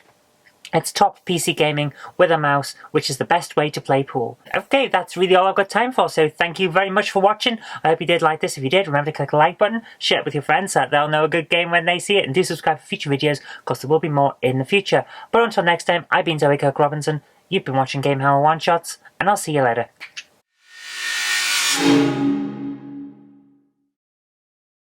Hello and welcome to another episode of GameHammer One Shots. It's a show where we take one go at a game and then I give you my opinion on it. Is it worth playing? Is it not? We'll find out. One shot means one set of lives, one time round the track, whatever it is. When we hit the game over screen, that's when we stop. Today we're going to be playing Virtua Fighter 2 on the Sega Saturn, and let's get straight to it.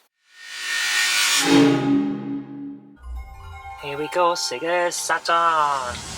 Sega Sanshiro. The Saturn controller, I mean, it looks a bit chunky, you know, like a giant Mega Drive 6-button controller, but actually, it's really nice. I like it. It feels nice in my hands.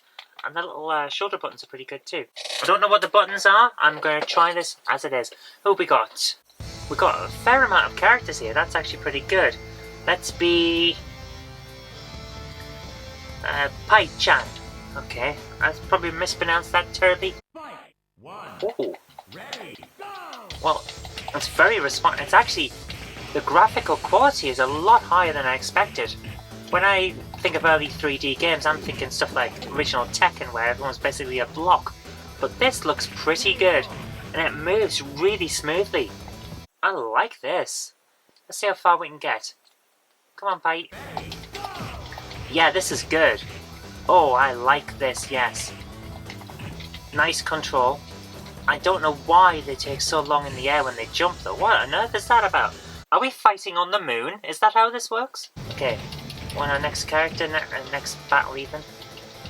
Let's see how well we can get on. I don't expect we'll be able to finish the entire arcade mode match, but let's see how far we get. Yeah, knocked out for the first time there. What's that on the floor? Did I knock off someone's... Oh, I think that was her Alice band, wasn't it?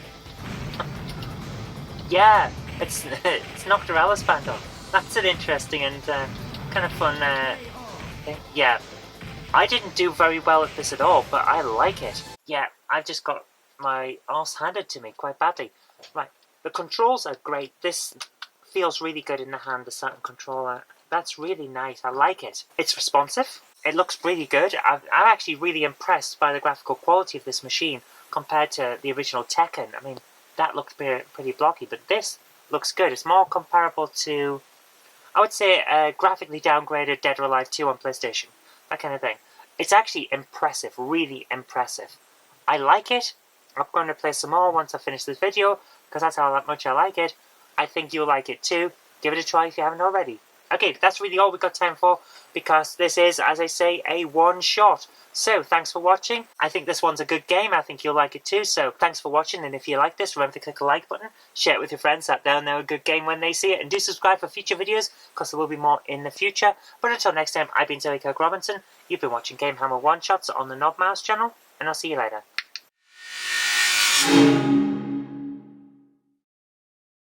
Hello and welcome to another episode of GameHammer One Shots. The purpose of this show is, as I've mentioned before, to take one go at a game, whether it's one set of lives, one run round a track, or whatever. When we hit the game over or the time up screen, that's when we stop and we give you our assessment of the game. Today we're looking at a classic. I think you'll all know it and appreciate it. It's Burnout, and we're doing the GameCube version because out of the three versions, PlayStation, GameCube and Xbox, it is the best copy. The PlayStation version is very easy to beat the early opponents. The Xbox version is not quite as easy, but isn't quite as good at handling.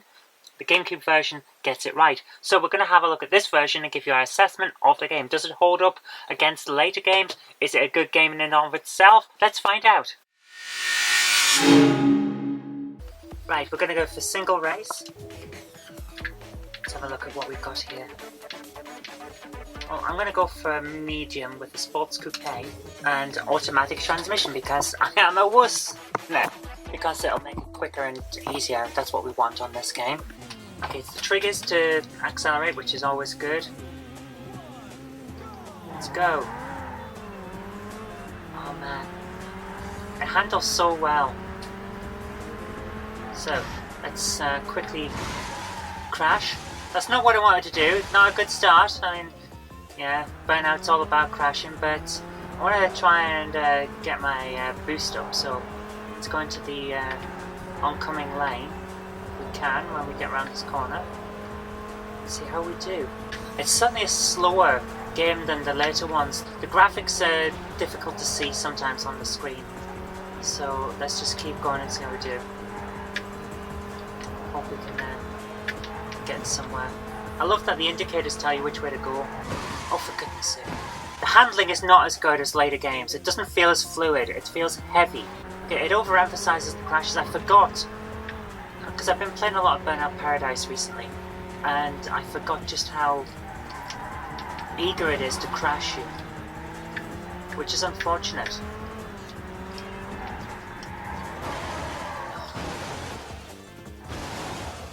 It's not as much fun.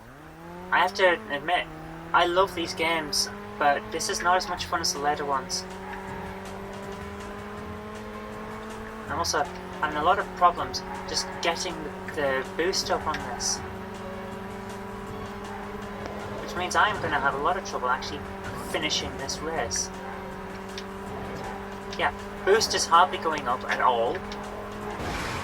The slightest tap on another car is crashing you, and you lose all your boost when you crash. There's a lot that they had to change for later games to make it as fun as I like with the later ones. It's not as good a game. I'm sorry, it's not. So I'm in last place. I've only gone around one lap. I've not even got to the end of the lap. I'm already running out of time. I can't even get the boost full. It's not as good as the rest of the series. I'm sorry guys, it's not. I loved it at the time, but I am not enjoying this compared to how much I like the later games.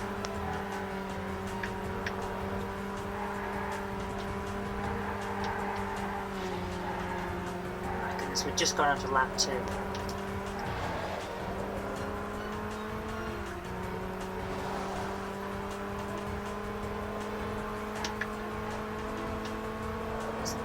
Now we're getting somewhere. Now we're getting somewhere. Got the boost, finally. See if we can catch up with second place. My goodness. Right, we're back in the game now. And for goodness sake, I think it's the screen. I really do think it's a screen. I don't remember when playing on a CRT compared to playing on the Mac with the ITV recorder having this much problem. Seeing oncoming traffic when it's white.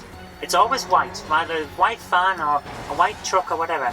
It blends in too much on the screen. I think there's an issue with the capture card, and that might be why I'm having such a problem, because they don't show up enough. There is a lot of traffic on screen as well, so maybe it's just me rather than the game being a obnoxious, but no, sometimes it's just obnoxious. Puts a huge amount of traffic in your way. The game is actively fighting you. I think, given that this is the Nintendo launch title compared to the other ones, that with this they're trying to make it hard in order to make it stand out. So they put a lot of traffic on compared to the other versions, and as a result, it makes it a much tougher game. I'm not a fan of that. I'm not a fan of artificial difficulty and at the expense of gameplay. But we'll keep going. We'll see how we do. Right, now we've got the boost again, so let's keep going and see whether we can get... Oh, for goodness sake. The game fights you at every turn. That's the problem. It's not as good as the later ones because it is actively fighting you. There's no part of this being fun. It's all just fight. Come on, let's try and get second place, but come on. Handle's so bad.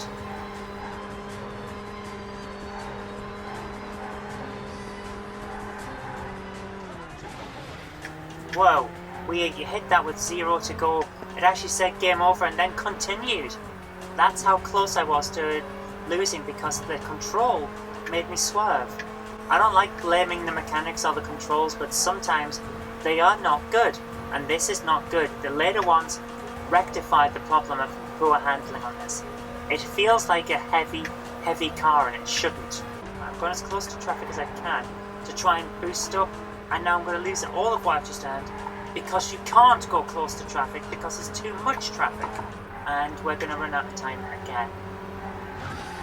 It's actually made it so that it's not fun. It's actively made it not fun to play.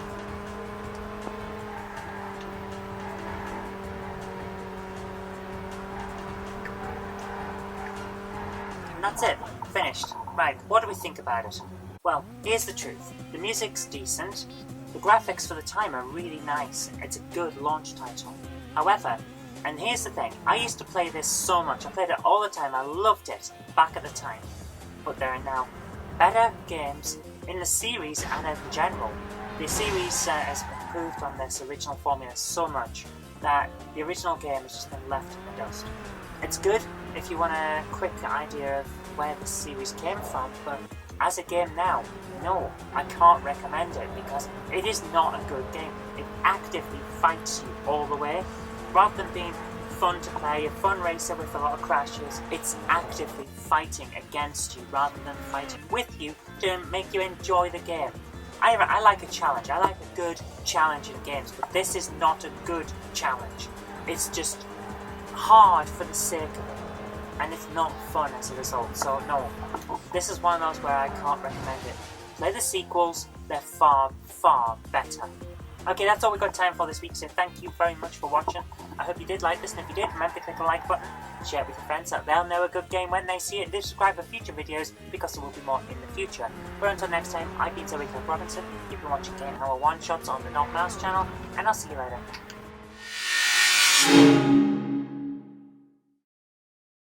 Hello guys, and welcome to another episode of GameHammer One Shots. Now today we would normally be playing this game on the PlayStation controller, but it's 18-wheeler American Pro Trucker, and it's a Sega arcade game that came on the arcade cabinet with a steering wheel. So I've dug out my steering wheel with the, I've dropped everything with the foot pedal attachment. We're going to play it on this and see how well it does. So let's get straight into it. 18-wheeler. Oh man, I used to play this so often in the arcade because they had well, not the arcade. When I was at university in the first time up in Durham, they had the arcade machine for 18-wheeler with the big steering wheel, and it was so good. Loved it. So here we go. Loved the arcade mode. It was amazing back in the day. And we're going to play when she comes up as Highway Cat. So that'll be fun because that is a cool purple truck. Let's do it. Right, let's skip all of the intro. I know what we're doing. We're going from New York to Key West, and we've got one rival trucker, and he's usually better at driving than I am. I am not a very good game player when it comes to these arcade drivers, but I love to play them anyway because it's a lot of fun. So let's get straight into it. There we are. Destination is Key West. Let's go. It's got does an awful lot of loading, I'll give it that. It's a little bit slow. It is one of the early PlayStation games, actually. It's 2000 or so. Yeah, 2001. Right, here we go. Just gonna drive straight over the middle of this. My goodness. It's so good. Just moves and responds so well. There goes a helicopter. Well, did that helicopter just hit that? No, I think it's just turned the seals. Shift up, let's move. Whoa! Oh, force feedback on the steering wheel. I forgot about that. There's our rival ahead. Let's see if we can get past. If we can get ahead of him, we should be able to get around this in the right time. Oh, I'm hitting everything. No, we can't. See if we can slipstream him for extra speed. Not close enough, not close enough. Come on. That's good driving. Choo choo. Get out the way, car. Hey, slipstream a bit. Oh man, can you hear the buzzing? That's the force feedback on this thing. Oh, I love it. Slipstreaming for extra speed. Only got 18 seconds though. We need to get through this quick. There's a time vehicle. Let's go and ram that for extra time. Only gives you about 3 seconds though, but it might be enough.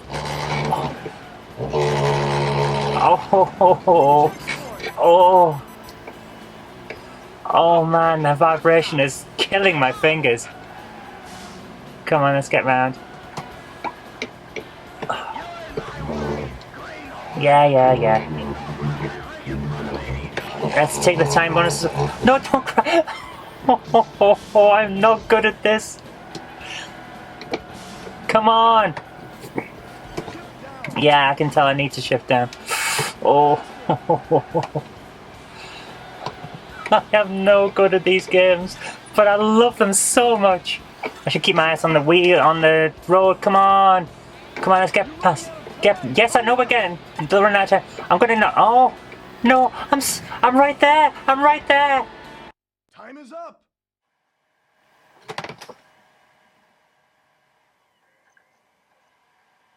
I was that close. That close. So good though. Oh man, you have to play this game, especially with the steering wheel and the foot pedals. It is such a good, fun game. Right, but that's the rules. That's the rules for GameHammer One Shot. You get one try. If your time's up, that's it. So, let's do the assessment. Okay, now you are. As you can see, it's a good, fun game. A lot of fun. Love this game. So I'm going to continue to play, and I'm going to continue playing with the steering wheel because it's worked out quite well, surprisingly. But even if you don't have a steering wheel to go with your PS2, I'd recommend you pick one up. They're fairly cheap at the moment, especially if you buy second hand, just even if it's not in a box, because you're going to take it out of the box to play it anyway. But even if you don't play with a steering wheel, it's a good, fun game. I recommend you get a copy. It's fairly cheap as well. So go for that, and until next time, thanks for watching. Hope you liked it. If you did, remember to click the like button, share it with your friends so that they'll know a good game when they see it, and do subscribe for future videos because there will be more in the future. But until next time, I've been Kirk-Robinson. You've been watching GameHammer One Shots, and I'll see you later.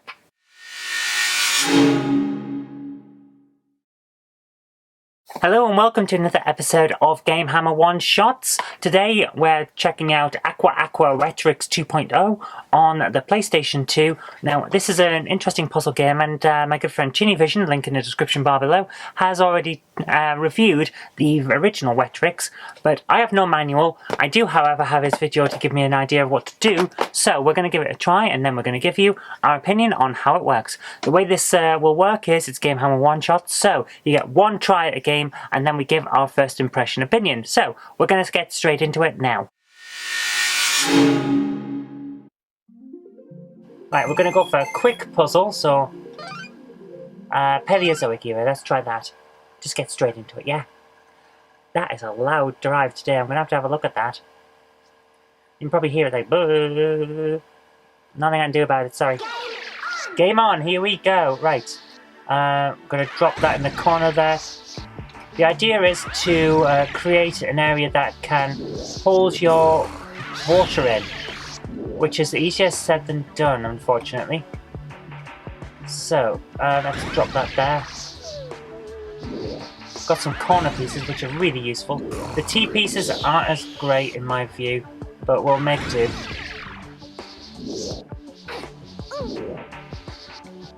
I'll end up losing some water if I don't do this quickly though, aren't I?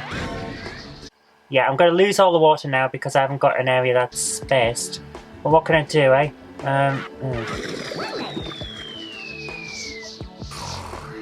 Drop a bomb there, will that... Oh my goodness.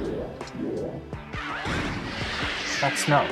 This is screwing me over, basically. Right, put that there. Let's try and lower that.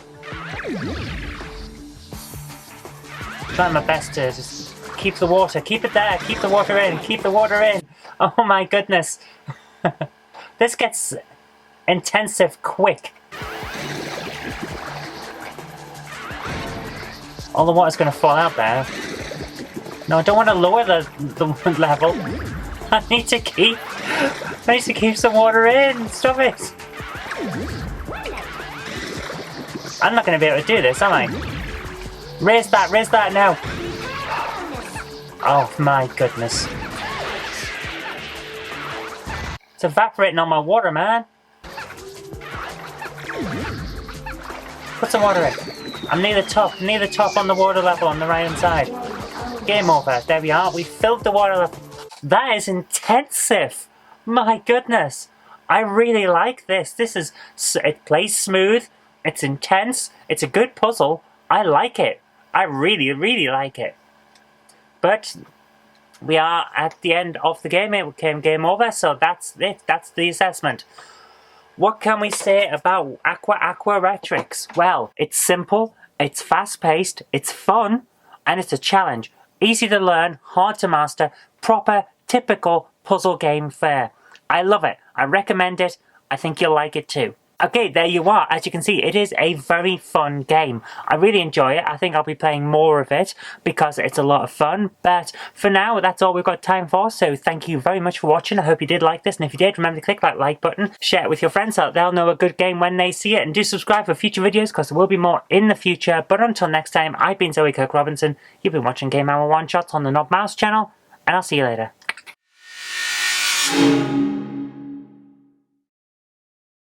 Hey guys, this week on GameHammer One Shots, we're going to go for something a little bit different to what I normally do. I normally do retro computer games, whether it's old PlayStation or Amstrad CPC, or even a console game. This week, I'm going for a plug-and-play system. This is the Namco Arcade TV games plug-and-play thing, and it's got on here one of my favourite arcade games. It's not a popular one, it's not massively well known anymore, it's kind of forgotten, but it's called Bosconian, and it's really, really good, and I want to show you it. So, we're going to try this. Now, I have a problem with this system because I can't quite get into it to fix it just yet. I haven't managed yet, but I will do at some point. When you turn it on, sometimes the video stream doesn't come through quite right. So we might get a little bit of corruption on the screen, but we're going to try it anyway because this is something worth playing. So, let's get straight to it. Turn it on and there we are. There we are. Straight away we've got the problem. And there, it's kind of sorted out now, so let's get straight into it. I want to go for... We've got on this system Pac-Man, Galaxian, Rally X, Dig Dug, and Bosconian. Now, today we're going to go through Bosconian because that's the one I want to talk about. I wanted to show you it on this system because it's a nice little plug and play. But if it's going to be like this, we may end up having to use an emulator. Here we are. Look at that. That is just old school charm, isn't it? 1981. I was 1 year old when this came out. My goodness. Let's do it. It's Bosconian Star Destroyer. Let's play. Oh.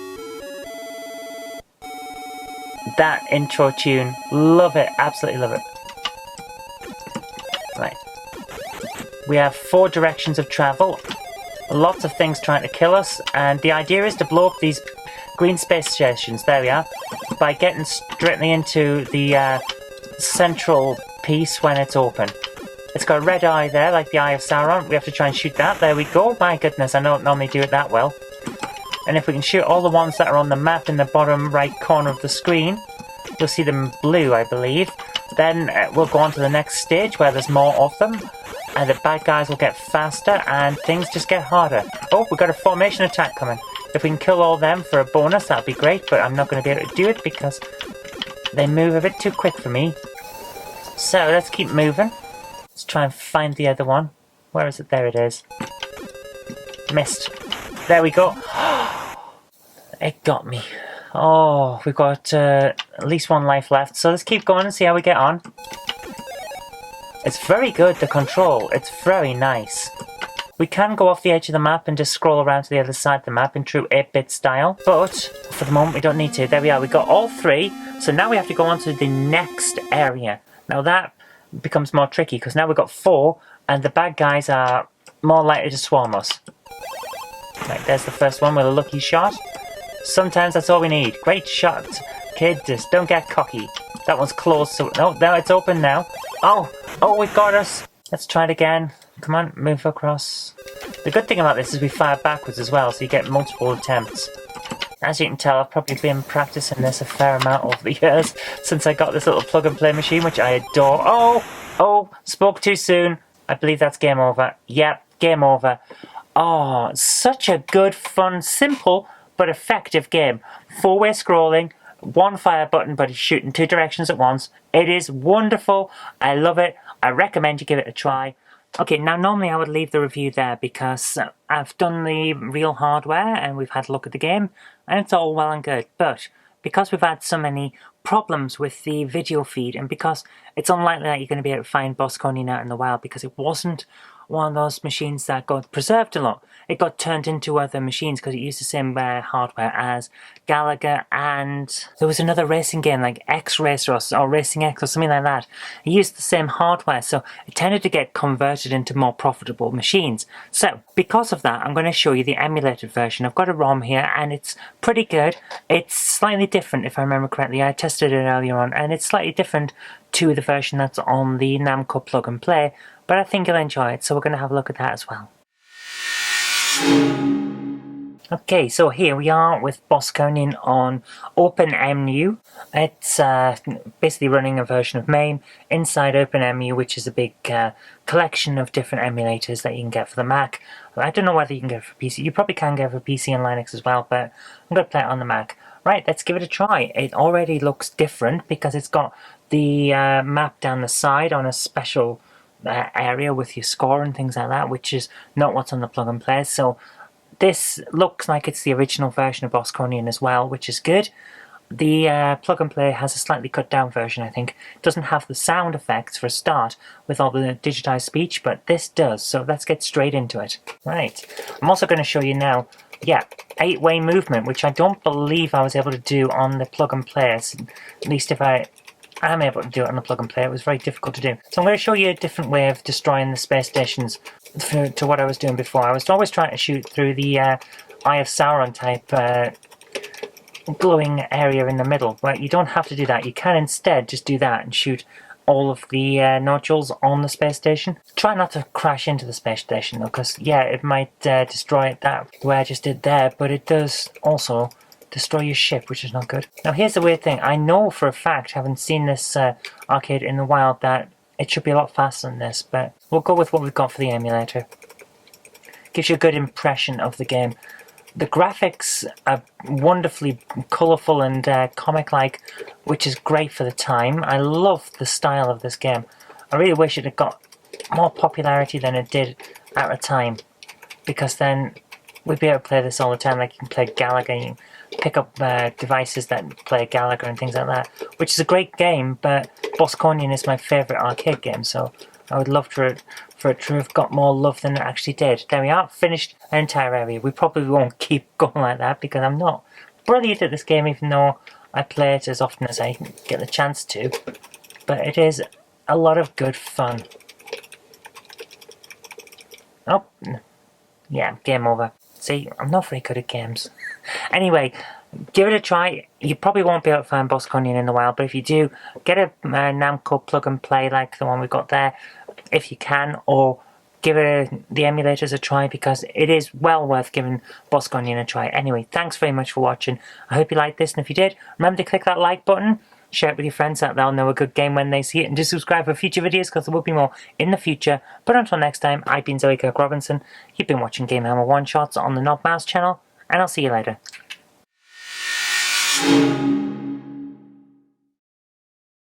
Hey guys, welcome back to another episode of GameHammer One Shots. This week we're going to be playing Sega Rally Championships on the Sega Saturn.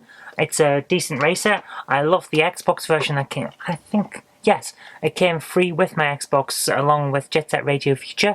And I enjoyed that one, so we're going to take a look at the Sega Saturn version and see how it holds up. Is it good? Is it bad? Let's find out. Okay, press start button. Championship 95, my goodness. 22 years ago, how does the time pass so quick? In my head, 1990 is still 10 years ago, it's ridiculous. Okay, arcade mode, that's what we want. We've got the controller here, very nice. I love the Saturn controller, it's like a big fat Mega Drive one, and I love it. I'm not very good at these games, I love rally games, but I'm not very good at them. Okay, here we go. 3, 2, right, press B to accelerate. Oh my goodness. Oh. Oh man. It doesn't feel like I'm driving a car. It feels a bit like Wipeout, like I'm driving some kind of hover thing. It's very smooth, very responsive. Oh my goodness. This reminds me of the old style early 3D arcade games, which of course it was. Oh my goodness, yeah. It doesn't feel like driving a car. It feels like a fun game. It's very fast, very smooth, very responsive, but it does not feel like driving a car. Let's see if we can get through this. Oh, crashed straight into the wall. Famous last words there. Oh, come on, come on. No. We want to stay forward a bit. What? Why is there a helicopter here? What's going on? Come on, can we get through this? Yes, we finished! Haha! We managed to get through a track! Well, I wasn't expecting that. My record for racing on GameHammer One Shot is not good, so to have got through the first area is quite an achievement. Okay, we're in forest area. Press start. Okay. 38. We've got 38 seconds to do this. We are not going to get through this. Oh my goodness, we are not going to get through this. Wow. Oh, I am not good with these controls.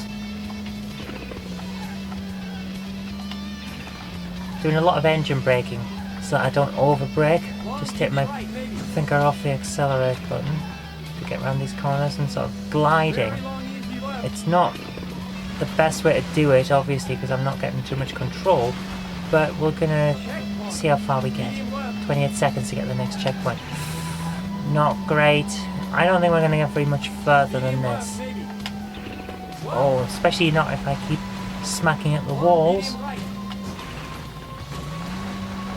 Oh, come on. Come on.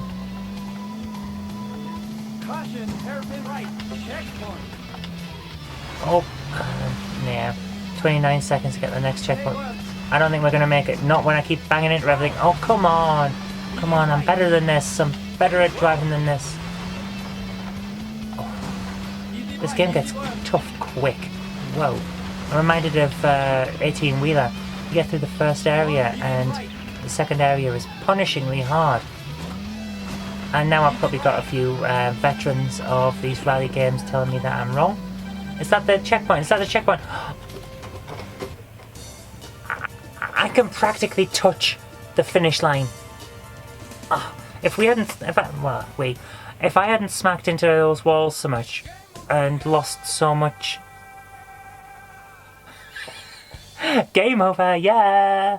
That was good. If I hadn't smacked into the walls and lost so much speed, we would have got through that. I'm pretty sure of that. So basically, practice makes perfect on that one. I think I could do that with a bit more practice. That was fun. That's a good, fun game. I enjoyed that. Next week, maybe we'll do the Xbox version, see how they compare. But yeah, no, it wasn't Sega Rally on the Xbox, was it? It was Sega GT 2002. Yeah, a bit different. We'll see how it goes anyway. I'm not going to make any guarantees either way, but I enjoyed that. That was a lot of fun. Right, that's all we've got time for, so let's go straight to the assessment for the end. Okay, there we are. So as you can see, it's a good, fun, very fast, very good arcade racer. It still holds up. It's still a very big challenge. I'm not sure it's my kind of game because I really can't play it all that well, but it is a very good game and I thoroughly enjoyed playing it. And I think if you get a chance to play it, you'll like it too. But anyway, that's all we got time for this week, so thank you very much for watching. I hope you did like this, and if you did, remember to click that like button, share it with your friends so they'll know a good game when they see it, and do subscribe for future videos because there will be more in the future. But until next time, I've been Kirk-Robinson. You've been watching GameHammer One Shots on the Knob Mouse channel, and I'll see you later.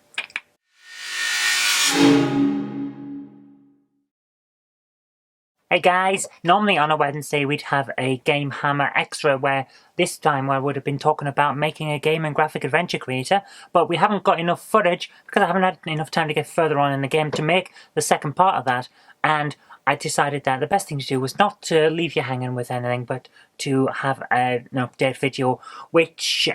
not so much an update video. I want to do another GameHammer One Shot essentially. So today we're going to have a look at Forza Motorsport, the first one from the original Xbox.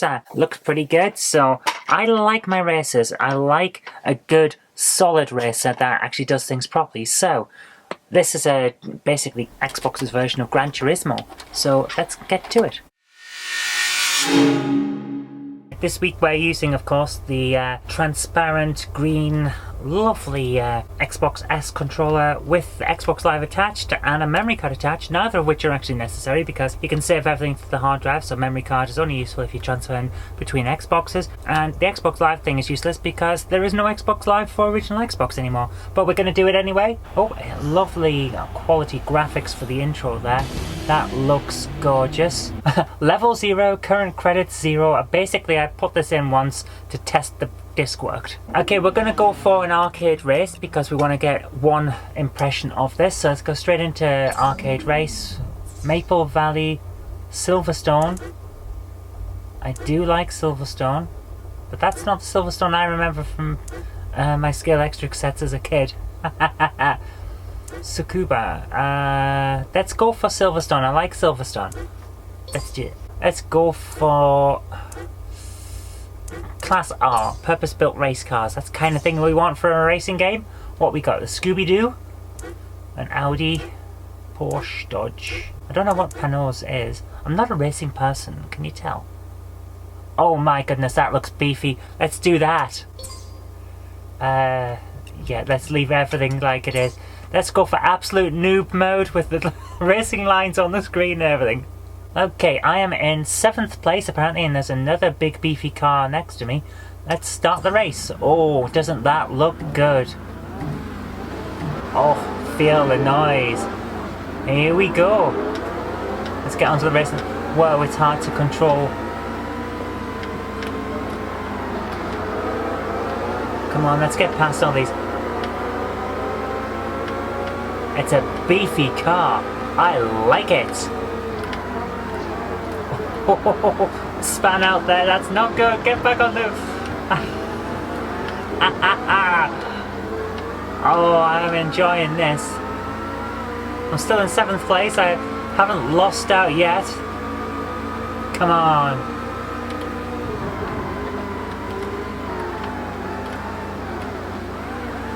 Oh, I'm too used to games where you can just drift around corners. Oh man, it really feels heavy as well. Well, I'm doing Can you tell I've been playing Project Gotham a lot? I'm doing donuts and spinning out and also. That's not where I'm supposed to be going. Where am I supposed to be going? Oh, over that. Okay. On the actual racetrack, that makes more sense. Right, I have no chance of winning now because I made a massive mistake there, but let's see how we go.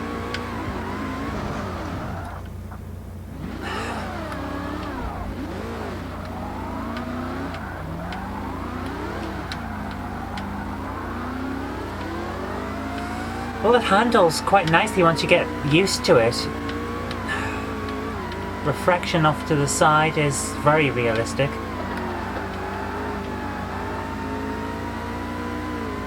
If you know the racing line or you're following this, it's actually pretty good. You get around corners nicely, it's very nice. Well, I'll say you get around corners nicely, I immediately come straight off the track. I am not very good at these racing games. I like the feel of the Xbox controller as well. the big Duke was not really to my liking, but I love the S controller.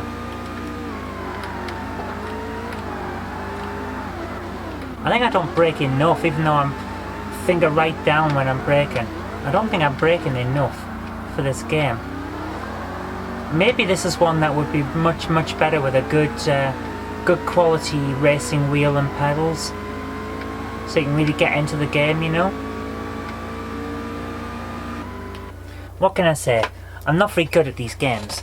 It takes me a long time to get decent at a racing game because every single one of them seems to handle differently, and that's fair dues. That's good, because you'll find one that really works for you and that you like. I enjoyed this though, that it feels responsive, which is always useful, because there's a certain type of racing game where it feels more like you're kind of guiding a toy rather than driving a car, and this, I'm happy to say, is not one of those games. It's graphically very impressive, even on the output, the composite output that's going into my Elgato capture device. It looks good, really good. It's got good sound, it's really nice. The soundtrack is pretty decent as well, from what I heard before we had to turn it off for copyright reasons. And overall, I would say this is a very nice game. I recommend it. Maybe pick up the sequel if you can, because they're both pretty cheap, and I'm pretty sure that, if I remember correctly, the sequel handles a little bit better and it's just a little bit more polished and things like that. But this is a good game, and I really think that if you give it a try and you like your races, this is a good Xbox equivalent to something like Gran Turismo. Okay, that's really all we got time for today. Thanks very much for watching this extra GameHammer One Shots, which is kind of a one-off. Hopefully we'll be back next week with more of the series on making the game. And until next time, thanks very much for watching. If you did like this, remember to click the like button, share it with your friends so that they'll know a good game when they see it, and do subscribe for future videos, because there will be more in the future. But until next time, I've been Zoe Kirk-Robinson. You've been watching GameHammer One Shots on the Knobmouse channel, and I'll see you later.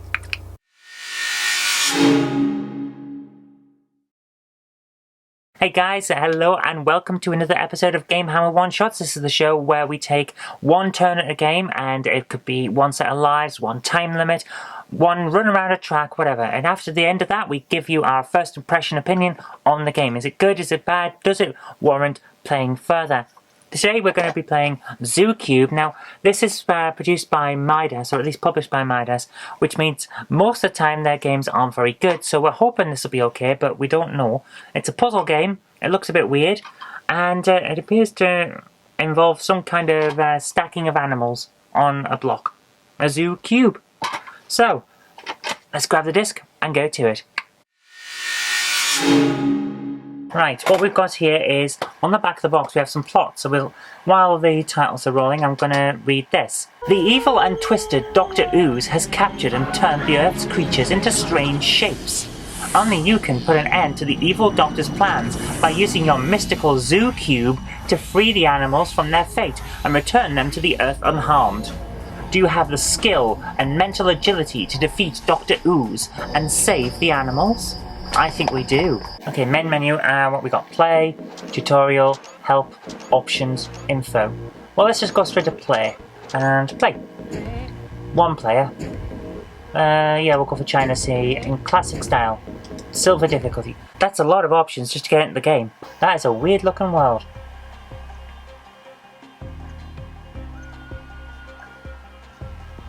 Okay, is that my Zoo Cube there?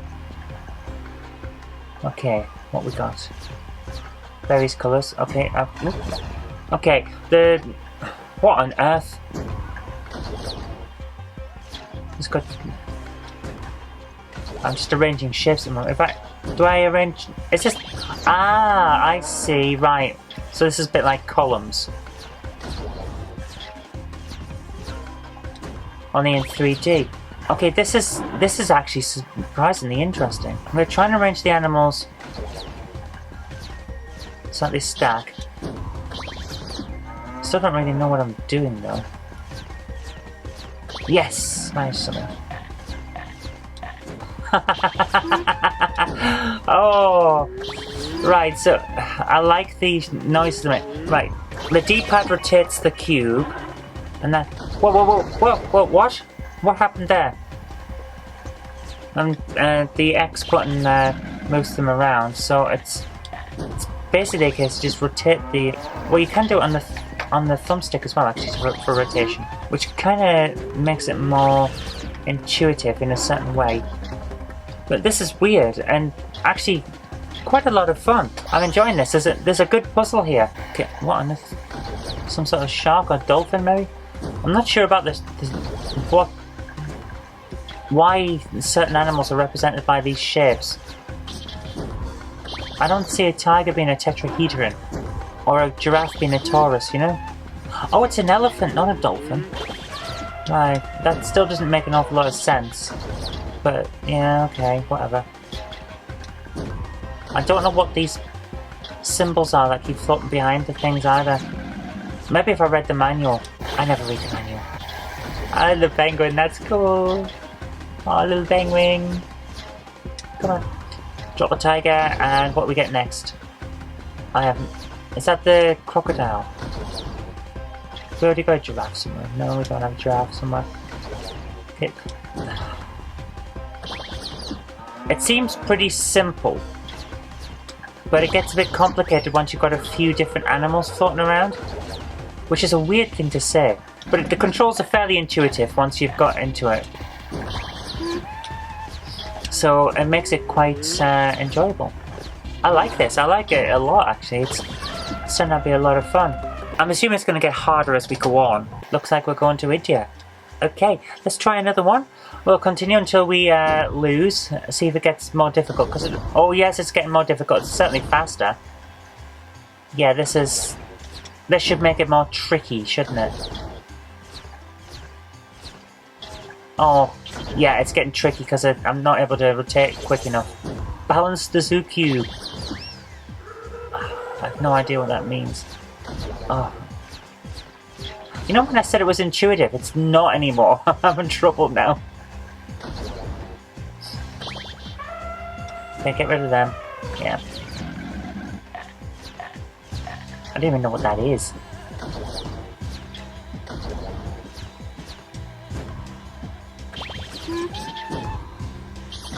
Oh dear. Right, drop the cow. Come on. Right, turn the... Yeah, get the tiger.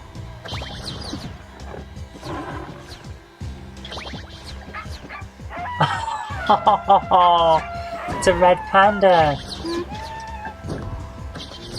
No, get the cow. And the crocodile. Yes! We're getting there. This... Oh, whoa. I don't like the amount of stuff they stack.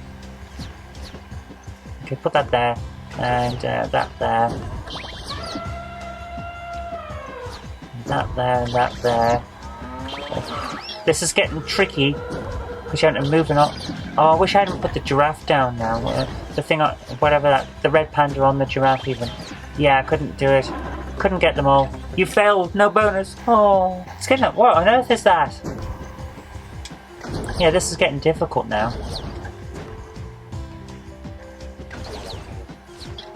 Okay, let's bring in all the animals. See what we can do. Right, have we got any yet that we can double up? No. This is getting tricky. Oh, I could have used that.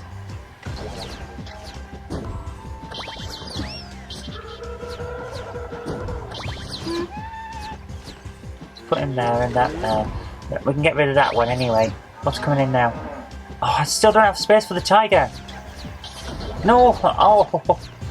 This is getting tricky.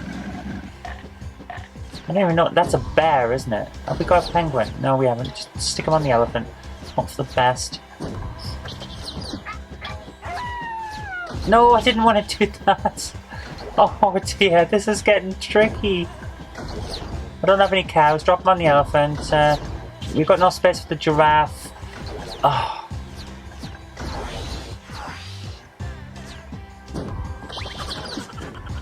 Oh, it's not a bear, it's an otter.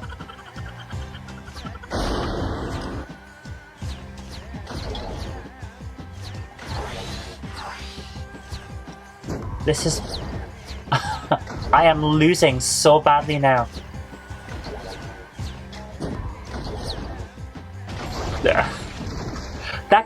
tricky, quick.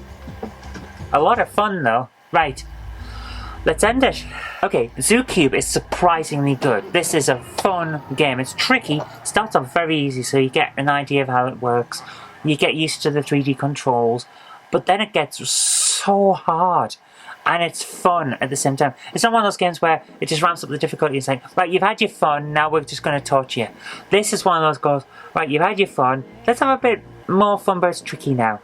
But you'll still enjoy it. I like it a lot. I'm very surprised that we found a good game published by Midas, because most of the time, the stuff they produce is like, generic, let's take whatever's really popular at the time and make a really, really bad version of it and stick it out as a budget title. That's usually their stick, but this is good.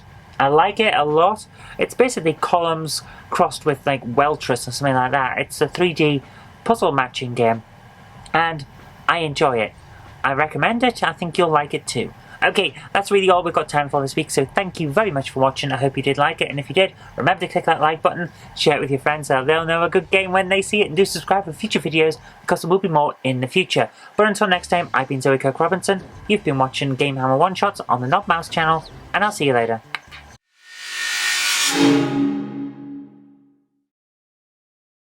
Okay guys, hello and welcome. Let me plug my headphones into the back there. Here we go. Okay guys, hello and welcome to another episode of GameHammer One Shots. Yesterday we did Pro Evolution Soccer 14, and today I want to talk about the game that I mentioned yesterday with respect to that, and that's FIFA 2006 World Cup. It's the World Cup tie-in FIFA game, and probably is the best FIFA game on PlayStation 2, because it's got that arcade action feel. It's fun to play, so we're going to give it a try now. And also, because it's FIFA, it has the better control layout than the Pro Evolution did, because all of the keys that you need and to press, they're on there. It keeps your action right at your fingertips rather than faffing about, which is what the other one did. So let's get straight into it. Okay, where's the button? Press any button. We're not going to properly create a profile because we don't want one. Where's England? Where's England? There it is, England. And who are we going to be playing? Oh, no. Classic analog dribble, that's what I want. Who are we going to be playing as? We don't want to save changes to the profile. We just want to play now. Come on, straight in, straight in. We want a quick look. England versus Germany, of course it is. That's not going to work out badly for us at all, is it? Match type, yeah. Let's just go for a friendly. Nice commentary on it. Very small character. I remember them being bigger than this. It's been 40 years of hurt, so the saying goes. Come on, let's yeah, already it's better than Pro Evo because I've got control over the characters and moving properly. Oh, I'm not very good at the game, but that is my issue, not the game's. So, yeah, we actually got a chance here. Yeah, I really did do that badly, didn't I? My goodness, they gave him a yellow card. I'd have given him a red for that. That was a behind tackle. Watch, here's the replay. Yeah, that guy should have been sent off. That was really, really bad. Come on, let's do it. Let's get a free kick though. Yeah. I've got more of a chance at the ball. I've got better ability to get around and do stuff with my characters. Easier to transfer between characters. So, that's good.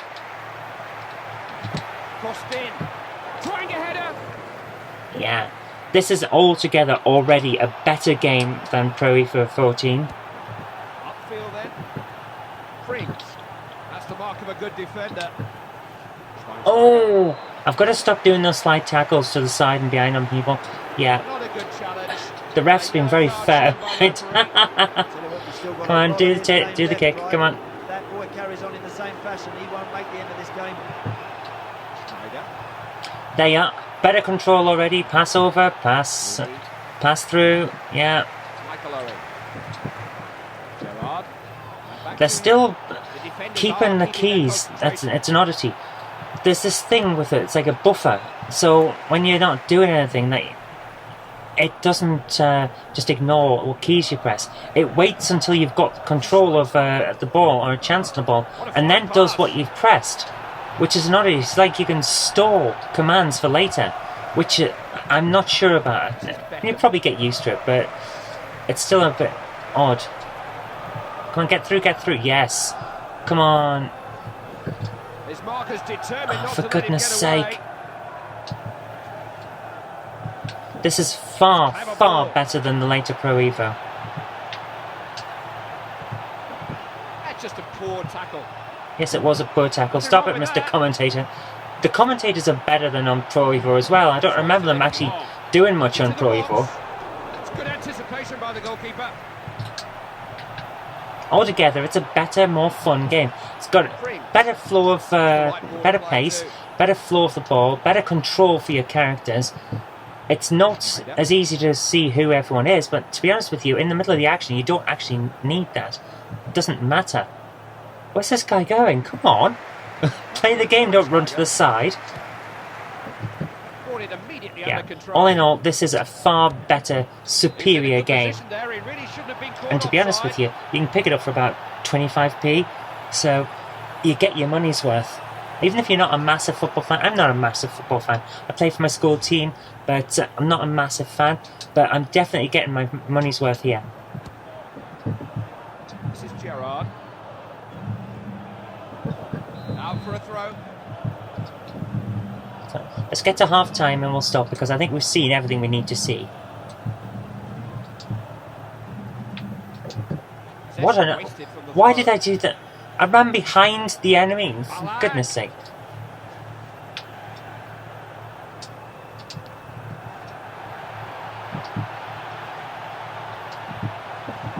He's giving them all kinds of problems. Yes, get it out of there, get it out the way. Oh no, not again. Foul, and he's only got himself to blame if the referee takes further action. Yeah, come on, you've got... It's a yellow card. The referee had... Why is the referee giving yellow cards? I'm tackling people from behind. Very careful. They'll lose a player if they're not careful. Will he never go from where? My goodness, that Takes was the bar.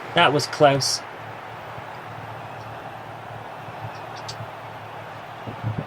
Into the box. Goalkeeper's got a hold of it. And to get it up there. This is Owen. Rooney. Now you Oh, see for it, now goodness you sake. don't. No way through. Well, that's not a press He's going to get challenge. sent off. He's got to get sent off. Yep. Players look amused, but Finally, he's pointing towards the dressing room. He's got to go.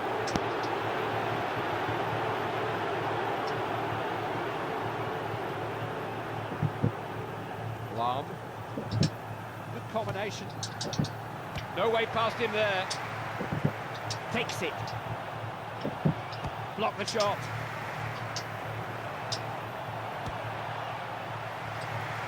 Come on, get up there. They've got the ball again then. Good tackle. Oh, way He's never over. scored from that far out. What was he thinking? I could have done it. Could have done that. There was this one time at school when I was playing for the team, and to get on the team, to get on the team, I wasn't actually playing for them then. It was like the qualifying thing to show that you could do it. Good ball. I knew that the wind was blowing toward the goal, and I couldn't get past the goalkeeper normally because he was actually very good. So I realised that he wouldn't be able to deal with it if the ball came from the side and curved. So because the wind was blowing really strongly, I just kicked the ball across the goal quite lightly so that the wind would grab, Oh, it's there! and the ball curved round the goalkeeper into the goal. Now that was a fun thing. I can't do it on here, but I wish I could. That's how I got on the school team.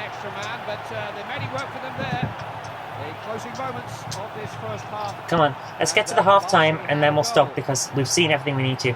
This is the superior game compared to the Pro Evo.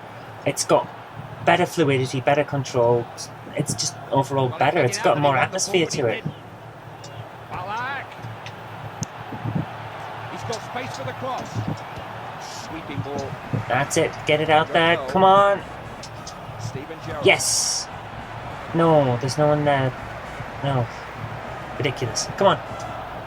Oh, no, no, no, no, no. Come on. Let me score one goal. Come on. Come on. Let me do it. Give me the control of the ball. It's a good pass, you know. Oh, come on. He jumped. Ridiculous.